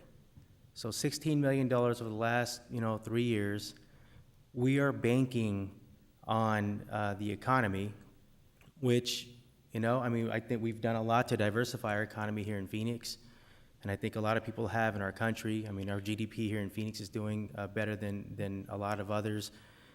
But, we are about 10 years from that recession that really brought many of our constituents to our knees and brought the city to its knees. And we also realized that if we gamble, and if a couple of triggers go wrong, we could be in the hotel business for the long haul, because there's no way we would be selling this hotel. Now, we're making a little money. Should we sell it today? This isn't a savings account that we're seeing build and just automatic interest coming in, and that number is going to continue to build. And that $16 million turns into 18 next year. Maybe it's 30 next year. And that's not how it works. The reality of the situation is this hotel needs to be renovated. And today, I believe those renovation costs range between $20 and $40 million. That should be part of the conversation. So let's vote today on staying in the hotel business, because we've made $16 million in the last couple of years. And let's vote no when that leadership moment comes back around. Let's vote, and it might be some of the same colleagues, who knows? But let's vote no on actually paying for those renovation costs between $20 and $40 million and ongoing. We can't have our cake and eat it too. Again, I am someone who never voted to get into the hotel business before. And this is a tough moment, but you know what? That's what governing is. It's not easy to govern. Governing is problem solving. And this has been an issue that we've had here in Phoenix for quite a long time. And, I did not vote to get into the hotel business tonight. I will be voting to get out of the hotel business for those reasons. Now, is it a perfect scenario? No, obviously it's not. Some people feel like it would have been a perfect scenario if we would have avoided being in the hotel business to begin with. I can't argue with that. Is it a perfect scenario? Is there a loss? When we get into the private sector, those are the types of risks that we face. And so that said, I think it's not the most ideal scenario to be in, but it's something that we have to do. So that said, I will be supporting the motion. Thank you very much, Councilman Valenzuela. Any other comments by members of the council? I'll just add that I also will be supporting the motion. I think after the city built the hotel using municipal financing, you had to hold it for a period of time, and then it was appropriate to try to sell the hotel after that municipal financing period has ended. I think now is the time for the city to sell the hotel. So I think this is the best move for the city at this time. I think it's a good move for our credit rating, and it's a credit positive move for the city because it takes it out of the volatility of the hotel market at this time. I think it's the right move for the future of the city. It minimizes the city's risk and exposure to future economic downturn, and I'll be supporting the motion. With that, roll call. DeCiccio. No. Gallego. Yes. Stark. Yes. Valenzuela. Yes. Waring. Williams. Yes. Pastor. Yes. Mayor Stanton. Yes. The item passes 6-2. We'll move on to the next agenda item. I think we only have a few more to go. Let's see, item number 55. Is there a motion on 55, sustainability of Section 8 voucher program? Move item 55. There's a motion, there is a second. Here to testify is Frank Pacholi, opposed to the item.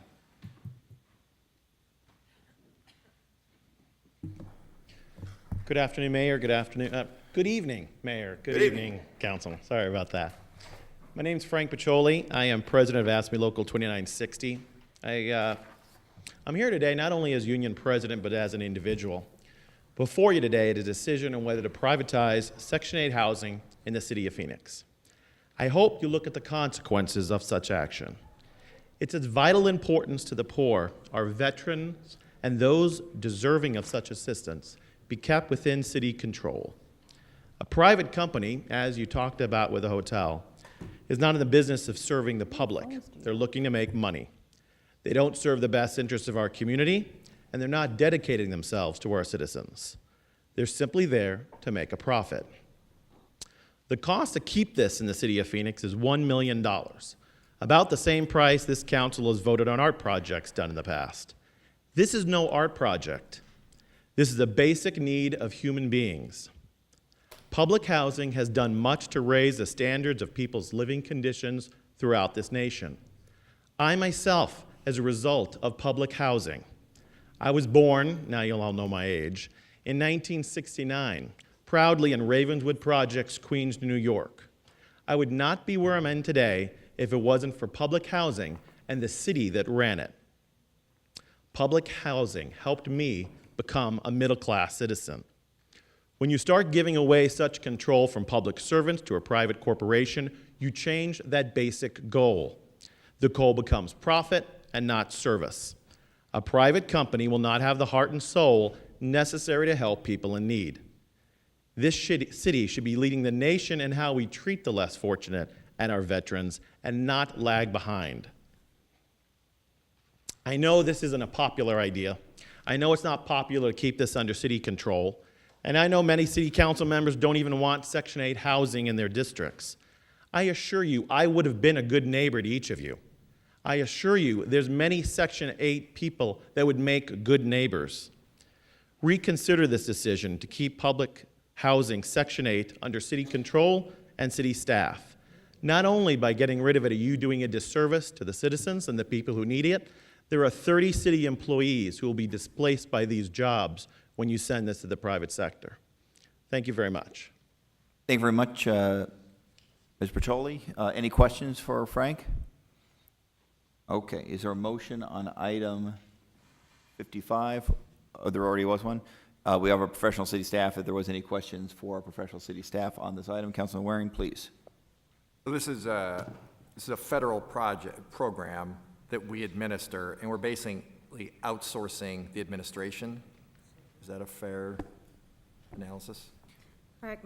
Mayor and members of the council, yes, this is a federally funded program, 100% federally funded program that we would be outsourcing the day-to-day management, the issuance of the vouchers, and the payments of the rent to the landlords. What we would maintain with the contractor is full control over the program, full control over the priorities, who gets the vouchers, what are the vulnerable populations, how many project-based vouchers we want to issue to make new affordable housing. We would maintain full control over designating the vouchers for certain populations, and also full control about how many vouchers we're going to lease every year and other things. So we would control the vendor, who would just be the day-to-day operator. Mayor? Please. If I could. So if you turned it back over to the feds, and again, they're the ones funding it, then you don't get to focus, because veterans were mentioned before and so forth, then you don't get to focus on some of the projects we've worked on. If the feds stop funding this program would go away. But while they still are funding it, and again, on the last item, who knows what the future holds, but for now, the status quo remains, correct? And we need to find a better way to administer it than we've been doing, because it's been costing us too much money. Is that a fair analysis of the change? Yes, Mayor and members of the council, that is a fair analysis. So yes, the program will continue for many years. It is the premier program for HUD. Section 8 vouchers are the #1 requested assisted housing, across the nation. So it is HUD's premier program. We expect it to continue. And yes, this is the reason we need to go to contract management. The point that we are now is because we can't staff it and run it with our current cost situation, and a contract vendor can do it much cheaper than we can. And Mayor, last question if I could. So really, this doesn't have a lot to do, there's discussion about who wants to live near who and so forth, but that's not really what we're discussing. This is how to administer a program that already exists, paid for by federal, not city dollars. We're not increasing taxes or anything. We're simply trying to manage it better for the taxpayers of Phoenix. Yes, that is correct. Thank you. All right, Vice Mayor? Could you please tell me at this moment how we manage HUD vouchers currently? So, Mayor and members of the council, we have 34 positions assigned to the Section 8 program, and those positions manage the day-to-day issuance of vouchers, the eligibility background that's needed, and run the background checks and check verification of income, and basically issue vouchers for about 6,800 vouchers in the city of Phoenix. So am I hearing that we cannot manage that? Am I hearing that, because I'm interpreting it that we're managing it and that we're doing a good job? So Mayor and Vice Mayor, yes, we are doing a great job. We get a high performer rating from HUD every single year, so we manage it very well. What we are not managing are the costs. So HUD gives us administrative costs, and it's based on a formula per number of vouchers that are leased up. The administrative costs have been prorated or reduced by HUD every single year for the last 7 years. So we have suffered losses over the last 7 years because of this proration of the administrative costs. We have been able to cover those losses up until this year because we had HUD held reserves, basically reserves like a savings account from years past when HUD overfunded the program. They have been underfunding it for years to make up for those reserves. Now, starting now, we have no reserves, and we are looking at a $700,000 to $1 million loss every year going forward with no reserves to cover that. So what if HUD decides that they're no longer going to fund vouchers? So Mayor What and does the Vice city Mayor, do? if HUD no longer funded vouchers, the program would go away.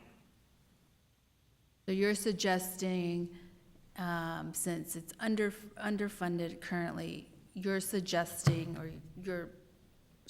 that the 34 people are currently, that staff manage this. The suggestion is now to privatize it or outsource it, and what happens to the 34 people? So Mayor and Vice Mayor, we have 34 positions assigned to this program, but only 27 are currently filled because we have been losing money for a couple years. We have been allowing vacancies to occur, and we have been hiring temporary staff to fill, to backfill for those vacancies. So we're actually at 27 filled positions. Yes, we are recommending outsourcing this program, and what we would do is work with the Human Resources Department, both of the unions, it's Unit 7 and Unit 3, Frank was up here speaking, to place these employees. And we have plenty of time, because the time frame that we're looking at to actually get a vendor in place is about 7 months from now, starting in July of 2018. So we have plenty of time to work with the rest of the city, find open positions that our staff qualify for within the housing department and also in other departments, so that they can all be placed when we move over to a vendor contract management. But I also heard you say in that statement that we had temporary. So how many people are temporary in these 27 positions? So just to clarify, Mayor and Vice Mayor, I have 27 full-time positions working there, full-time city staff. And then I also have, depending on the day, 7 to 8 temporary agency staff also working there with the 27 filled city positions. So 27 plus, let me see, here we go with the math again. 27 plus then temporary. Yes, 34 to that's 35 34. total. That's 34. You just told me you had 34 positions, but 7 are not filled, but they are filled because they're filled with temporary people. Am Yes, I it's- correct? it's Am a- I it's following a- the story correctly? I think we have to Yes, explain what Mayor, filled Vice- is from, what does filled mean from a No, city I perspective? know what it means. They're temporary agency staff that we Correct. hire They're by contract the hour. staff. Yes. They're contract staff. I got that much. So 7 of them are contract staff, 27 are full-time employees that I am hearing you will shift them or place them in different positions or where they qualify in order to relieve these 27 positions. Yes, that is correct. Mayor, Vice Mayor, our commitment is that none of these staff will lose their city employment. So we will find vacancies elsewhere for the staff to go to. I get that. We're just shifting people to other positions that temporarily, we could have 27 positions that could go up to the budget. So I'm thinking of budget, deficit, everything else. So what I'm hearing is we're gonna shift these 27 people and then take this money and privatize it or get it to a contract, very similar how we privatize landscaping and how we continue to privatize within this city. And so I get it and I understand it, but I guess more of a philosophical question, and this will be a philosophical question for the future, is what is the sustainability of Section 8, and do we stay in the business, kind of like how we stay in the business of the hotel of Section 8? I think those are big conversations to have for the future of those sitting here to understand if we can continue. Because we are impacting employees' lives. So, thank you. I thank you very much, Vice Mayor. Any other comments or questions? Councilman DeCiccio, please. Just a couple. One of the options is to turn this back over to HUD, correct? We could do that today if we wanted to. I'd be fine with that. Just turn it back over to the HUD. I mean, if the council would like to do that, I'd be open to that. Just turn it over to them. You don't even have to contract it out. Just get out of the business altogether. 2, when you're looking at the monies on this, the $700,000, I think Councilwoman Pastor is absolutely correct. When you're dispersing it out, you're still incurring a cost somewhere else. But out of your department, let's say the $700,000, where would that $700,000, could it come out of services to other people? I mean, could it come out of services out of your, if that $700,000 was assigned just to you and not dispersed throughout the entire city, which I don't agree with that policy either. I think it's false and I think it's non-transparent. But if you incurred that $700,000 loss per year, it would more likely come out of services, correct? So Mayor and Councilman DeCiccio, if we incur a $700,000 loss, we have to cover it with some Somewhere. funding. So we would probably be coming back to council asking to cover that loss.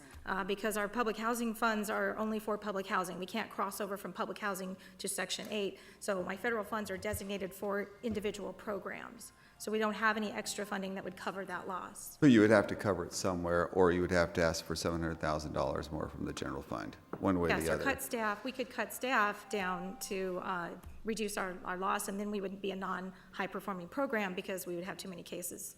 But to Councilwoman Pastor's argument here, I mean, she's absolutely correct. That $700,000 would come out of your department. The bottom line is by transferring employees to other areas, you're still incurring the loss, or you're still incurring the cost, I should say, somewhere else. It's just basically a shuffle.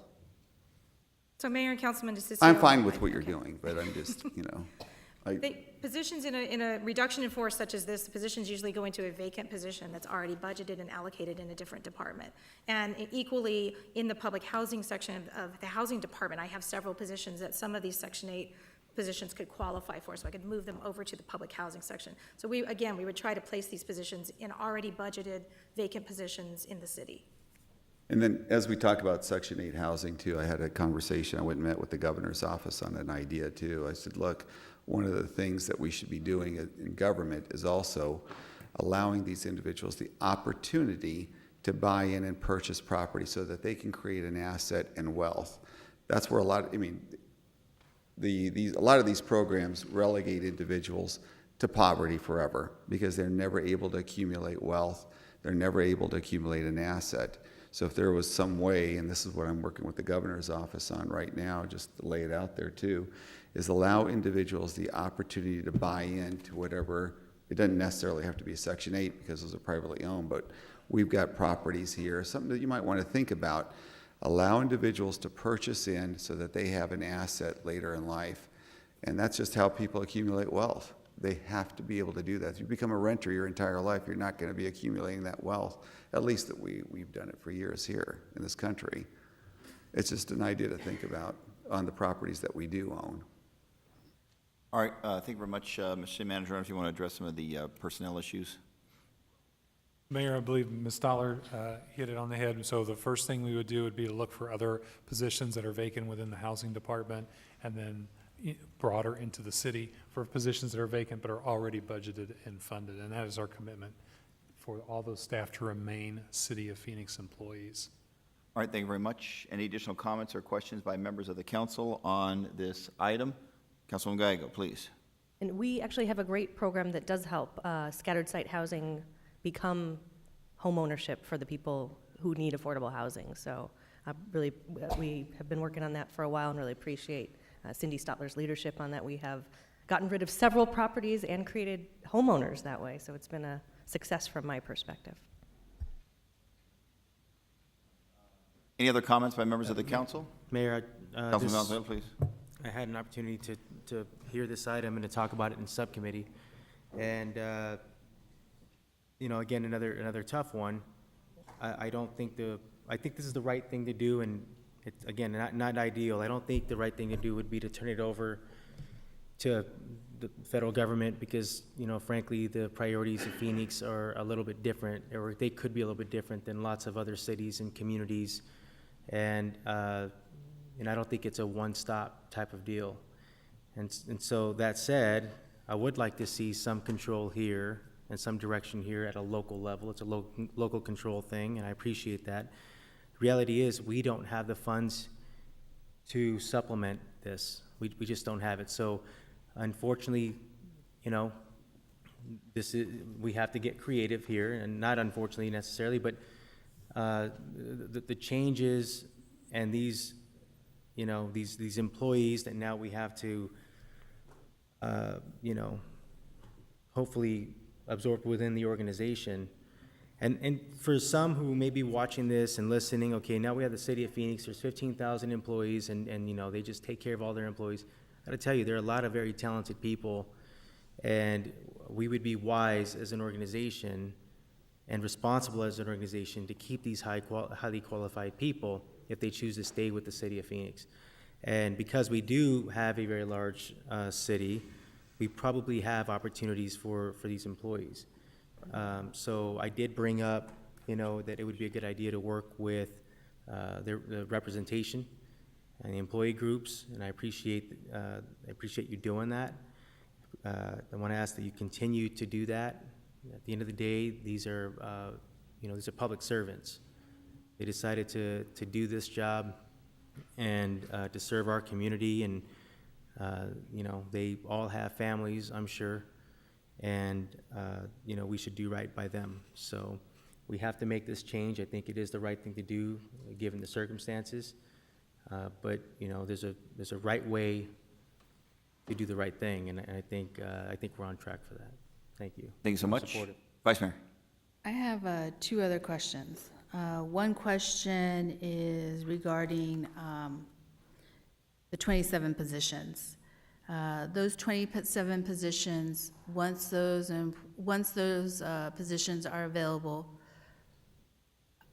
is that the money you're using to pay for the private contract? Mayor Or and where's Vice the Mayor, money coming from? Yes, the administrative fee that we receive from HUD to run the program is what we are paying the salaries of our staff with right now, and also our overhead and things like that, rent and utilities and things like that. That's all covered by the administrative fee from HUD. So that same administrative fee would fund the contract. And how much is that? About $4.5 million a year. So $4.5 million. And will the RFP be written for $4.5 million? No, the RFP would be written for a percentage of the administrative fee that we receive. Okay. And those employees that are, my understanding by contract employees, are those contract employees or those temporary employees, do they receive any type of benefits? Mayor and Vice Mayor, no, those are temporary agency employees that we pay hourly, and we use them hourly. They receive no benefits. They actually, the hourly wage goes to the temporary agency contractor that hires them. And so the 27 city employees that we are currently in full-time positions, they're the ones that receive benefits. Yes. So what we're trying to do is, by outsourcing, save on administering benefits to those employees. What we're trying to do is cut overall costs for staffing of the Correct. program. Which So means the- benefits cost money. all of the costs, the salary and the benefits, yes, And all so of the what does costs. one employee cost to administer this program? What's the It would depend cost? on the level of the employee, so anywhere from about 60,000 to 80,000, depending on the level of employee And that overall. includes their benefits? Yes. No, it doesn't. Got an HR person who knows Ms. benefits. Stoller knows her positions better, but our overall average cost, all in pension and everything, for a civilian employee is over 90,000. Now, that's average, so I don't know Our positions are exactly what pretty these are. low level in housing. They're, compared to the rest of the city, they're lower level starting salary. Okay, I just wanted it on the record. All right, thank you very much. Any additional comments or questions? Councilman Waring. But it doesn't, thanks, Mayor.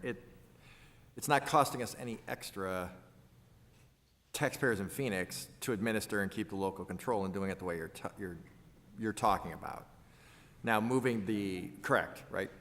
Correct, So yes, you're that is you're correct. nodding, but obviously I can't see you. So if you move some of the employees around, I know we had talked before about some of these employees may retire and then go to work in the private sector doing this or something else. They may work for the company that we wind up hiring to administer this. But overall, there's no extra money. If we did, as was suggested, and give the money back to HUD, that money wouldn't necessarily come to Arizona, would it? It would go wherever. So that's my issue. As long as Congress and the president in its wisdom are sending us the money, I think we should spend it here in Arizona. Whatever you think about the program, that's going to be a decision made above our pay grade. If it goes away, that's not really a decision we make, unless we want to give the money back to taxpayers in the other 49 states, which I'm not sure would be the best thing we could be doing as a group right now. You're going to try to cover the employees by putting them in spots that are already empty but funded, but some of them will probably move on. I think that's probably, there's no way to know how many, but it sounded before when we discussed this like maybe you thought that was the case. So it's not going to increase again. We're still going to have control, and we're not going to spend any extra money to do it. And it's not city money regardless, it's federal money. Yes, Mayor, Councilmember Waring, that is true. That is correct. Thank you. All right, thank you very much. Any additional comments by members of the council? All right, I would just say, Frank, you mentioned earlier about your concern about our willingness to live next to you. If you were to move to Phoenix, I'd be happy to be your neighbor, right? So, I mean, yeah, so please move to Phoenix. I would appreciate it. All right, good. All right. Roll call. DeCiccio. Gallego. Yes. Stark. Valenzuela. Waring. Williams. Yes. Pastor. Mayor Stanton. Yes. All right, I think it passed unanimously. Next item on the agenda is item number 59. Is there a motion on item 59? We lost our vice mayor, so. Councilman Valenzuela? There's a motion to approve 59. Is there a second? Second. Is there a card on 59? What's that?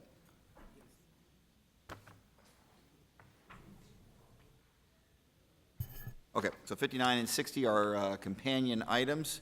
Just a moment, are we able to move them both together? 59 and 60 concern the Downtown Enhanced Municipal Services estimate of expenses. So can we get a motion or can the motion include 60 as well? Motion does include 60. So the motion is in favor of 59 and 60. Who is the seconder? Who's the first? I think Councilman Valenzuela made the motion. Okay. Councilman Williams seconded it. We have, let's see, one card wishing to speak, but he doesn't have to. Dan Clockey, do you want to speak? Okay, so Dan Clockey from Downtown Phoenix Partnership is in favor. There are numerous other cards, all in favor. And a card from the Arizona Diamondbacks in favor. We should not be biased by the fact that they're winning 6-0 right now, though, for the record. All right. All right, so the motion is in favor of 5960. There's a second. Roll call. DeCiccio. Gallego. Yes. Stark. Valenzuela. Waring. Williams. Yes. Mayor Stanton. Yes, so that item passes 6-1, I think? 5-1. All right. Next item on the agenda is item number 62, the Tourism and Hospitality Advisory Board funding. Is there a motion on 62? There's a motion. There is a second. Any comments by members of the council? Roll call. DeCiccio. Sorry. Gallego. Yes. Stark. Valenzuela. Waring. Williams. Yes. Mayor Stanton. Yes. That item passes 6-0. Next item is 66, which is the T2050 Bus Rapid Transit Program. Move approval? Motion, is there a second? Second. Second. Vice Mayor, I know you have some questions about that. Did you have any, for item 66, this is the Bus Rapid Transit Program. I think it impacts District 4. My Wanna make sure that questions are, where is BRT going to begin or start? I know that, Our Deputy City Manager, Mario Paniagua, has come forward. I know that the council members met privately with staff to make sure that her priorities are, her BRT priorities are in there. Mario. So, just to make sure I understand, Mayor and council members, the question was that where the locations of the corridors are. yes, please. So, there are 5 corridors that were identified on the Proposition 104 ballot, which we've been asked by the Citizens Transportation Commission and by the Transportation and Infrastructure Subcommittee to make sure that the consultant takes a look at the criteria and the data, the updated data that was used to identify those as the preferred corridors. So that's going to be part of the action.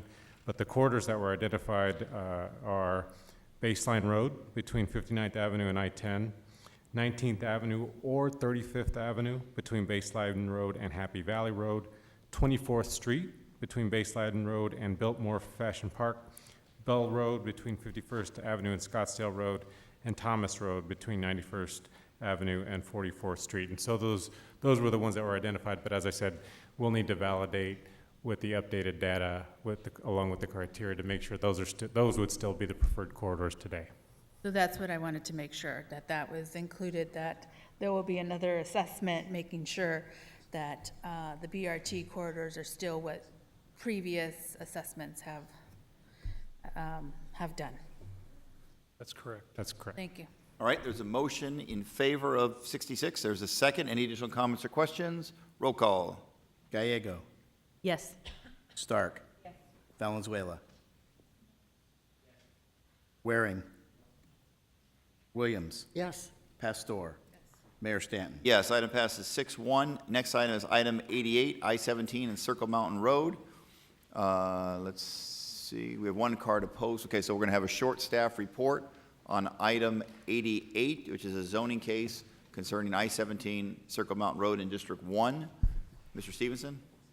Mayor, members of council, I do have a PowerPoint if the council has any questions, but I think I can just read a brief statement and then go to the cards unless the council wants the PowerPoint. This request is a general plan amendment located approximately 1,500 feet north of the northeast corner of I-17 and Circle Mountain Road. The general plan designation as it exists today is commercial, and the proposed general plan land use residential designation is residential 3.5 to 5 dwelling units per acre. The applicant intends to file a future rezoning case to develop single-family residential. However, there's a number of infrastructure issues that will have to be dealt with prior to that application coming in. The applicant is aware that they will have to do those improvements and work through those issues. The Rio Vista Village Planning Committee did recommend approval by a 3-0 vote. The Planning Commission also recommended approval by a 6-0 vote. And with that, I'm happy to answer any questions. Any questions for Mr. Stevenson? We're now going to open up the public hearing on item number 88. Public hearing is now open. I do have one card on the item. Ms. Barbara White, did you provide testimony for this council? Thank you for your patience. I know it's been a long evening. It's actually fun to watch what you do. Sausage being made. Must be the view. Okay, so I'm a resident of New River, so you really don't have to listen to me. But actually, We enjoy listening to it. We want to hear it. Please. okay. First of all, I would just like to mention that when you annex something and it's commercial, that's pretty much what your neighbors to the north expect. So when you change it to something else, it's kind of not fair. If you want that much density in that area, can I suggest a cemetery or quiet neighbors that won't cause trouble? Hopefully this isn't the owner sitting behind me. Anyway, that area, okay, I want you to understand the area. I have like this Katharine Hepburn thing, so pardon my speech impediment. To understand that area, there's Gavilan Peak, which is New River's Camelback Mountain, okay? There's a wide open spaces, and most of New River is zone R43, I think, which is 1 home, 1 acre. That's not, you're asking, or the owner is asking to put, sorry, lost my notes. He's asking to put almost 300 homes, like 4 or 5 an acre, into this area. That's very dense. You have one access, which I believe was already mentioned, the frontage road. It's a 2-way street. That's really the only access to this property. So unless your ultimate plan is to cut through protected desert areas for access, ingress, egress, I don't know, as your neighbor, I don't like it. You don't have to listen to me, but if you say no on 88, I would love that. It could be undone with discussion, but if you vote yes on this tonight, there's no going back. So thank you. Thank you much for your patience and taking the time to visit us and give that important testimony. Is anyone else here wishing to provide testimony on item 88? the general plan amendment for I-17 and Circle Mountain Road, going once, going twice. Sir, please go ahead, introduce yourself. David Tellis, I'm the applicant. The reason why we are requesting the downzoning from commercial to residential is because to service this area, there's approximately $1 million of off-site. It will not be developed commercial with that off-site unless you assemble all that property, which I did, and do 68 or so acres all commercial, and you can't do that. So the only way to develop that property in the near future is to go residential, in view of the fact that you've got to invest about $1 million of off-site. That's sewer and water going jack and bore underneath the freeway. With regards to the density, it's the same density commensurate with the property across the street, which is Lennar and Pulte. It's identical. So we're just asking for a commensurate development on the east side of the freeway as it is on the west. Thank you. Thank you very much. Is anyone else here wishing to provide testimony on item 88? Going once, going twice. The public hearing is now closed. I'll now hand it over to Councilwoman Williams. It's her district to see how she'd like to proceed. Thank you, Mayor. This is a property that's had a lot of discussion over the last 10 years. First is commercial. That didn't fly. It has been brought forward as residential. He is absolutely correct. That's what's developing on the west side of I-17. It is the same amount. We are requiring him to connect to the water system, Phoenix water system, so we don't end up having a problem like New River. And I will make the motion to approve the Planning Commission recommendation and adopt the related ordinance. Second. There's a motion. Mayor, Council, if I may, it's Please. adopt the related resolution for a general plan amendment. Okay, okay. That's what I did. Yep. All right, so the motion is in favor of the Planning Commission recommendation and adopting the related resolution. There is a second. I'll now turn to the members of the council. Oh, I think Councilman Stark seconded, maybe? Yes. Any comments or questions from members of the council? Roll call. Gallego, Yes.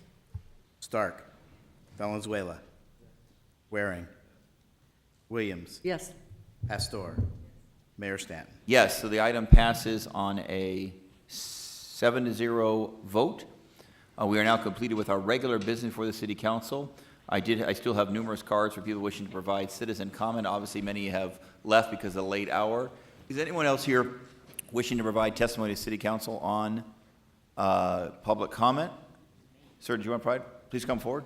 Let me start with the gentleman in the front, and then we'll go. Well, sir, you're right there. Go ahead. Please finish. Yeah, come finish. So, and again, just state your name for the record, please. Mr. Mayor, my name is Pascual Abate. The reason I come here tonight is that the City of Phoenix manager sent me a summary for May 10, 2017 concerning the property owner on 1529 East Valletta Street. Apparently, stated that the Ricardo Celaya have to remove the driveway from the property just to rezoning on 1529 East Valletta Street, and put the curb back and put a landscape in 25 feet minimum landscaping, and they closed the opening in the alleyway. And so no cars, the City of Phoenix prohibited the Ricardo Celaya, no cars are supposed to go through the driveway. So therefore, all the cars going to the clinic has to in the parking lot. They have to go through the clinic, which is a red zone commercial. So the property owner have to open a driveway from the clinic to the property 1529 East of Lair for all the cars going in and out from the clinic and from the property on 1529. Thank you so much. Oh, yeah. So therefore, I discovered that Ricardo Celaya, he filed an application for comply with the city of Phoenix.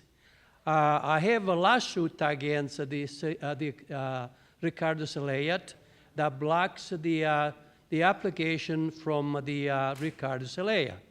Also, I have an application against the city of Phoenix, Steve Alvarez and the Caris Gallegos, that they two of them, they helped the Ricardo Celaya to rezoning the property from a residential to a P1. So therefore, I reject the, I oppose the Ricardo Celaya application and reject the city of Phoenix to accept the application. Thank you so much. We You're appreciate your welcome. testimony very much, and we have the paperwork as well. Next speaker. You have a good night. Good night. Have a great night. Thanks for waiting for the entire meeting. We really appreciate it. Yes, thank you, Mayor. My name is George Papa, and I simply wish to address the situation that exists regarding the preservation of the Chinese Cultural Center. And much has been discussed on this already, but I'd like to say there is a solution that could be a shortcut and very effective, which I'd like to quickly present. Thank you. And that is that the Chinese community has engaged me to engage with the new owners, which happens to be True North Companies, to make you'd call it an amicable settlement. They would like to purchase that property it's known that True North bought the property originally for $10.5 million, and the Chinese community was blindsided by that purchase. They wanted to buy it themselves, but didn't have that opportunity, but they're willing to come forward and pay $4 million above and beyond the purchase price. The problem is that the True North Company does not want to entertain that. They've rebuffed it. They've been caustic about it and said, don't even bother us with such a proposal.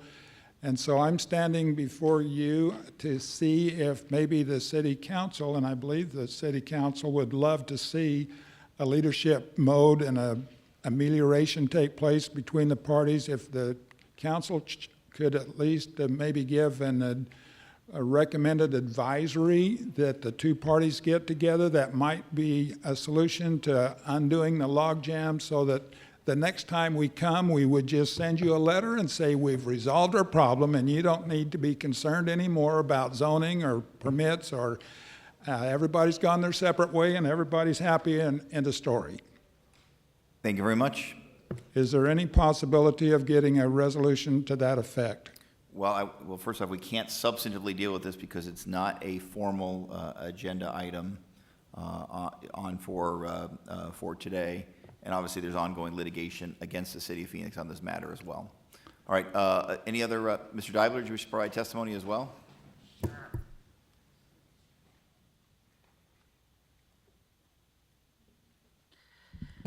Hello, I am James Deibler. I live in Phoenix, Arizona, in Council District 5. A combination of my personal experience along with recent news coverage have made me want to reach out to you to voice my concern regarding a couple issues that I believe need a resolution. 2 days ago, I saw the news coverage on Channel 10 regarding the mass shooting that occurred over the weekend in Las Vegas, Nevada. There are a lot of people who were killed while attending the outdoor country musical festival near the Manatee Bay Motel. the suspect seizing padlock while using an automatic assault rifle to shoot at the evidence from his room on the 32nd floor. The news channel has reported that he was shooting for 1 hour and 15 minutes. As a result, there were many deaths and even more injuries to this attaining. Our society has become united in asking that we pray for the victims as well as the families of these who were affected. This tragedy, having witnessed this, that topic of gun control laws has now resurfaced, and many believe that Congress needs to pass gun control laws in order to make it difficult for people to purchase firearms with undergoing proper criminal backgrounds and mental health evaluation performed prior to being sold any firearms. Other issues that should also be addressed is the amount of help that is provided to students with disabilities within state-funded university. For example, I believe that we need a reduced price bus pass at Arizona State University for people with disabilities, as most of us are not employed and rely on government programs. People with disabilities should be entitled to a different price for getting an express or rapid bus pass. However, this is not currently the case at ASU. In fact, ASU is selling a regular U-Pass at a standard rate of $200 for students, including these with disabilities, at the parking and transit services, while the Maricopa Community Colleges allow students with disabilities to get a reduced price of $120. Thank you for your time and consideration. Thank you very much, Mr. Deibler. Is anyone else here wishing to provide testimony for this city council for citizen comment? With that, our meeting is adjourned.